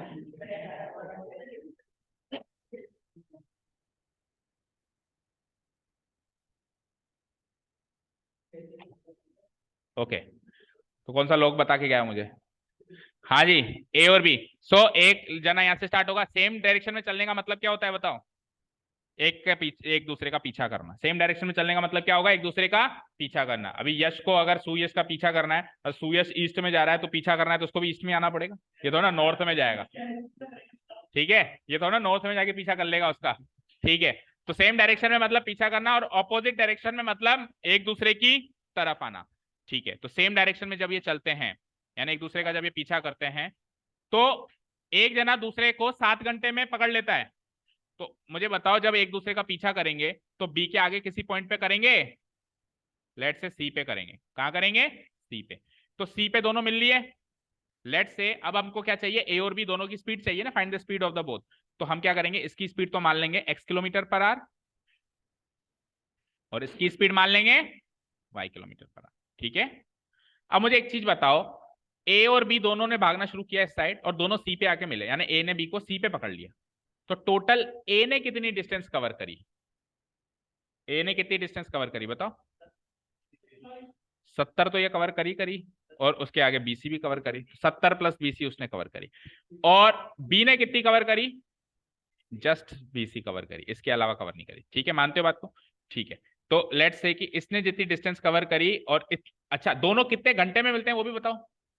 दोनों कितने घंटे में मिलते हैं? 1 घंटे में। तो इस इनकी स्पीड को इनके टाइम से मल्टीप्लाई कर दूं तो डिस्टेंस मिलेगा मुझे या नहीं मिलेगा बताओ? मिलेगा ना। तो इसकी ए की स्पीड क्या है? एक्स। ए का टाइम क्या है? कितने घंटे में मिल रहे हैं वो? 7 घंटे में। तो इसका टाइम क्या है? 7 आवर्स। और इसकी डिस्टेंस कितनी है? 70 + बीसी है या नहीं है बताओ? अब इधर आ जाओ, इधर आ जाओ। इसकी स्पीड है वाई, टाइम ये भी 7 घंटे ही चल रहा है, लेकिन इसकी डिस्टेंस है केवल और केवल बीसी। फाइन, तो इधर से डिस्टेंस का फॉर्मूला लगाऊं तो डिस्टेंस क्या होता है? Speed into time. तो यानी कि यही तो है मेरी डिस्टेंस। ये डिस्टेंस क्या हो जाएगी? स्पीड इंटू टाइम, यानी 7 × x, यानी 7x डन। और इधर से क्या हो जाएगी, डिस्टेंस इंटू टाइम यानी 7y, कोई दिक्कत नहीं है। तो यहां से बीसी की वैल्यू बोलो 7x, और वहां से बीसी की वैल्यू है ही सही, तो बीसी की वैल्यू को इक्वेट कर दें तो इक्वेशन हो जाएगी कंप्लीट, हो जाएगी। तो पहली इक्वेशन हो गई 7x minus 70 equal to 7y, 7y को उधर बुला के 70 को उधर भेज दें, तो 7x minus 7y equal to 70, 7 से काट दें, x minus y equal to 10, fine, done. ये हो गई इक्वेशन 1। ये कब हुआ, जब सेम डायरेक्शन में चल रहे हैं। अब अपोजिट डायरेक्शन में चलते हैं, देखें। तो अपोजिट डायरेक्शन के लिए आप चाहो तो वीडियो पॉज करके ये सारी गणित लिख देना, मैं अभी इसको डिलीट कर देता हूँ, इसी फिगर में बना देता हूँ, तो ये सब डिलीट कर देता हूँ। स्पीड तो चलो वही रहेगी, है ना। ये टाइम चेंज हो जाएगा, 1 घंटे में मिलेंगे अभी वो, अभी कितने घंटे मिलेंगे, 1 घंटे में। और डिस्टेंस देखते हैं कितनी कवर करते हैं। तो ये एक इक्वेशन मेरी यहां से बन गई, x minus y equal to 10, ठीक है। अब 1-1 घंटा चल रहे हैं दोनों, क्योंकि दोनों अगर सेम डायरेक्शन में चल रहे हैं, अपोजिट डायरेक्शन में चल रहे हैं, मतलब एक दूसरे की तरफ आ रहे हैं, थोड़ा ए बी की तरफ आ रहा है और थोड़ा बी ए की तरफ आ रहा है, तो अब की बार इधर कहीं मिलेंगे, लेट्स से सी यहाँ पर है, सी पे मिल जाएंगे। अब की बार आगे नहीं मिलेंगे, अब की बार यहाँ पे नहीं मिलेंगे। अब चलो उसको सी लिया तो उसको डी ले लो, है ना, क्योंकि सेम क्वेश्चन में अपन सेम लेटर नहीं रख सकते। तो लेट्स से अभी डी पे मिल रहे हैं वो, तो ये साइड आ रहा है, ये साइड आ रहा है, तो बताओ उसने कितनी डिस्टेंस कवर करी, एडी। इसने कितनी डिस्टेंस कवर करी, ए से लेके डी। इसने कितनी डिस्टेंस कवर करी, बी से लेके डी। तो अब मैं क्या लिखूंगा, distance is equal to speed into time, लिखूंगा नहीं लिखूंगा, distance equal to speed into time, यानी एक्स वन जा एक्स, और इधर भी डिस्टेंस, ये भी 1 घंटा चल रहा है, वाई, ठीक है। अब मुझे बताओ अगर मैं दोनों को ऐड कर दूं, या किसी भी एक को मैं दूसरे के रेस्पेक्ट में लिख दूं, जैसे मैं एडी को क्या लिख सकता हूं, 70 माइनस बीडी, या मैं बीडी को क्या लिख सकता हूं, 70 माइनस एडी, दोनों को लिख सकता हूं ना। या फिर मैं दोनों को ऐड ही कर दूं, एडी प्लस बीडी 70 और एक्स प्लस वाई, तो x plus y equal to 70, कैसे भी कर लो। तो लेट से मैंने एडी को लिख दिया 70 माइनस, या फिर एक काम करो ऐड करो, वो ज्यादा आसान है ना। तो इन दोनों को ऐड कर दूं तो AD plus BD, AD plus BD A B, और ए बी कितना है 70, और इधर x प्लस वाई, तो ये दूसरी इक्वेशन बन गई x plus y equal to 70। तो इक्वेशन आसान बनी है, इसीलिए आपको ग्राफिकल सॉल्यूशन से सॉल्व करनी थी। इक्वेशन आसान बनी है तो किससे सॉल्व करनी थी आपको, using graphical method of solve. क्या क्या, तो आपको क्या लगता है ये पेपर करने से पहले का मैंने नहीं किया, पहले आपको देने से पहले मैंने किया, फिर देने के बाद मैंने किया, तो आ ही जाते हैं यार। देखो कुछ एक वो रूट वाला तो टाइपिंग एरर है, रूट वाला तो टाइपिंग एरर है। अब मेरी जो पीडीएफ, जो मेरी वर्ड फाइल है उसमें रूट है, मतलब जो मेरी रिटन लैंग्वेज में उसमें रूट है, लेकिन टाइप करने वाले ने नहीं लिखा। तो अब ऐसे आ ही जाएंगे क्या, उसके साथ में बैठा रहूंगा, बेटा टाइप कर, मैं देखता हूँ तेरे को, ठीक है। अब सोच इतना करने के बाद भी इतनी मिस्टेक है, तो नहीं करते तो कितनी होती वो सोच तू। ठीक है चलो, अब ग्राफिकल सॉल्यूशन से बताओ क्या करेंगे, क्या एक्स पे और वाई पे क्या क्या लेंगे, जल्दी से बता दो, फिर अगले क्वेश्चंस के लिए एक सॉल्यूशन निकालते हैं, वो अभी बताएंगे, सस्पेंस है। पहले वाले क्वेश्चन करो, पहले वाले क्वेश्चन करो। हाँ, तो equations are x plus y equal to 70 and x minus y equal to 10। मैं सबको डिलीट करके केवल इक्वेशन लिख दूं, चलेगा, ठीक है। अच्छा एक चीज और सुनो बेटा, इक्वेशन तो अभी सॉल्व कर रहे हैं, उससे पहले एक चीज और सुनो। ये जो अभी प्रोसेस था, इसके अलावा एक प्रोसेस और बताया था आपको, रिलेटिव स्पीड का बताया था, कि जब कोई किसी का पीछा कर रहा है तो उसका गैप कम होता जा रहा है, वो ज्यादा आसान टॉपिक है ना। और जब कोई एक दूसरे की तरफ आ रहे हैं तो भी गैप कम होता जा रहा है ना। तो जब कोई किसी का पीछा कर रहा है तो गैप किस स्पीड से कम हो रहा है, उनकी स्पीड का डिफरेंस, उससे तो गैप कम हो रहा है। और जब कोई एक दूसरे की तरफ आ रहा है तो गैप किस स्पीड से कम हो रहा है, दोनों की डिफरेंस का सम, ठीक है। तो लेट्स से कि गैप है 70 किलोमीटर, किस स्पीड से कम हो रहा है, जब एक दूसरे का पीछा कर रहे हैं, तो डिफरेंस ऑफ स्पीड्स, और कितने घंटे में कवर हो रहा है, as per the given question 7 घंटे में कवर हो रहा है। 7 से ये 10 बार कट गया, तो भी आपकी वही इक्वेशन बनी x minus one equal to 10।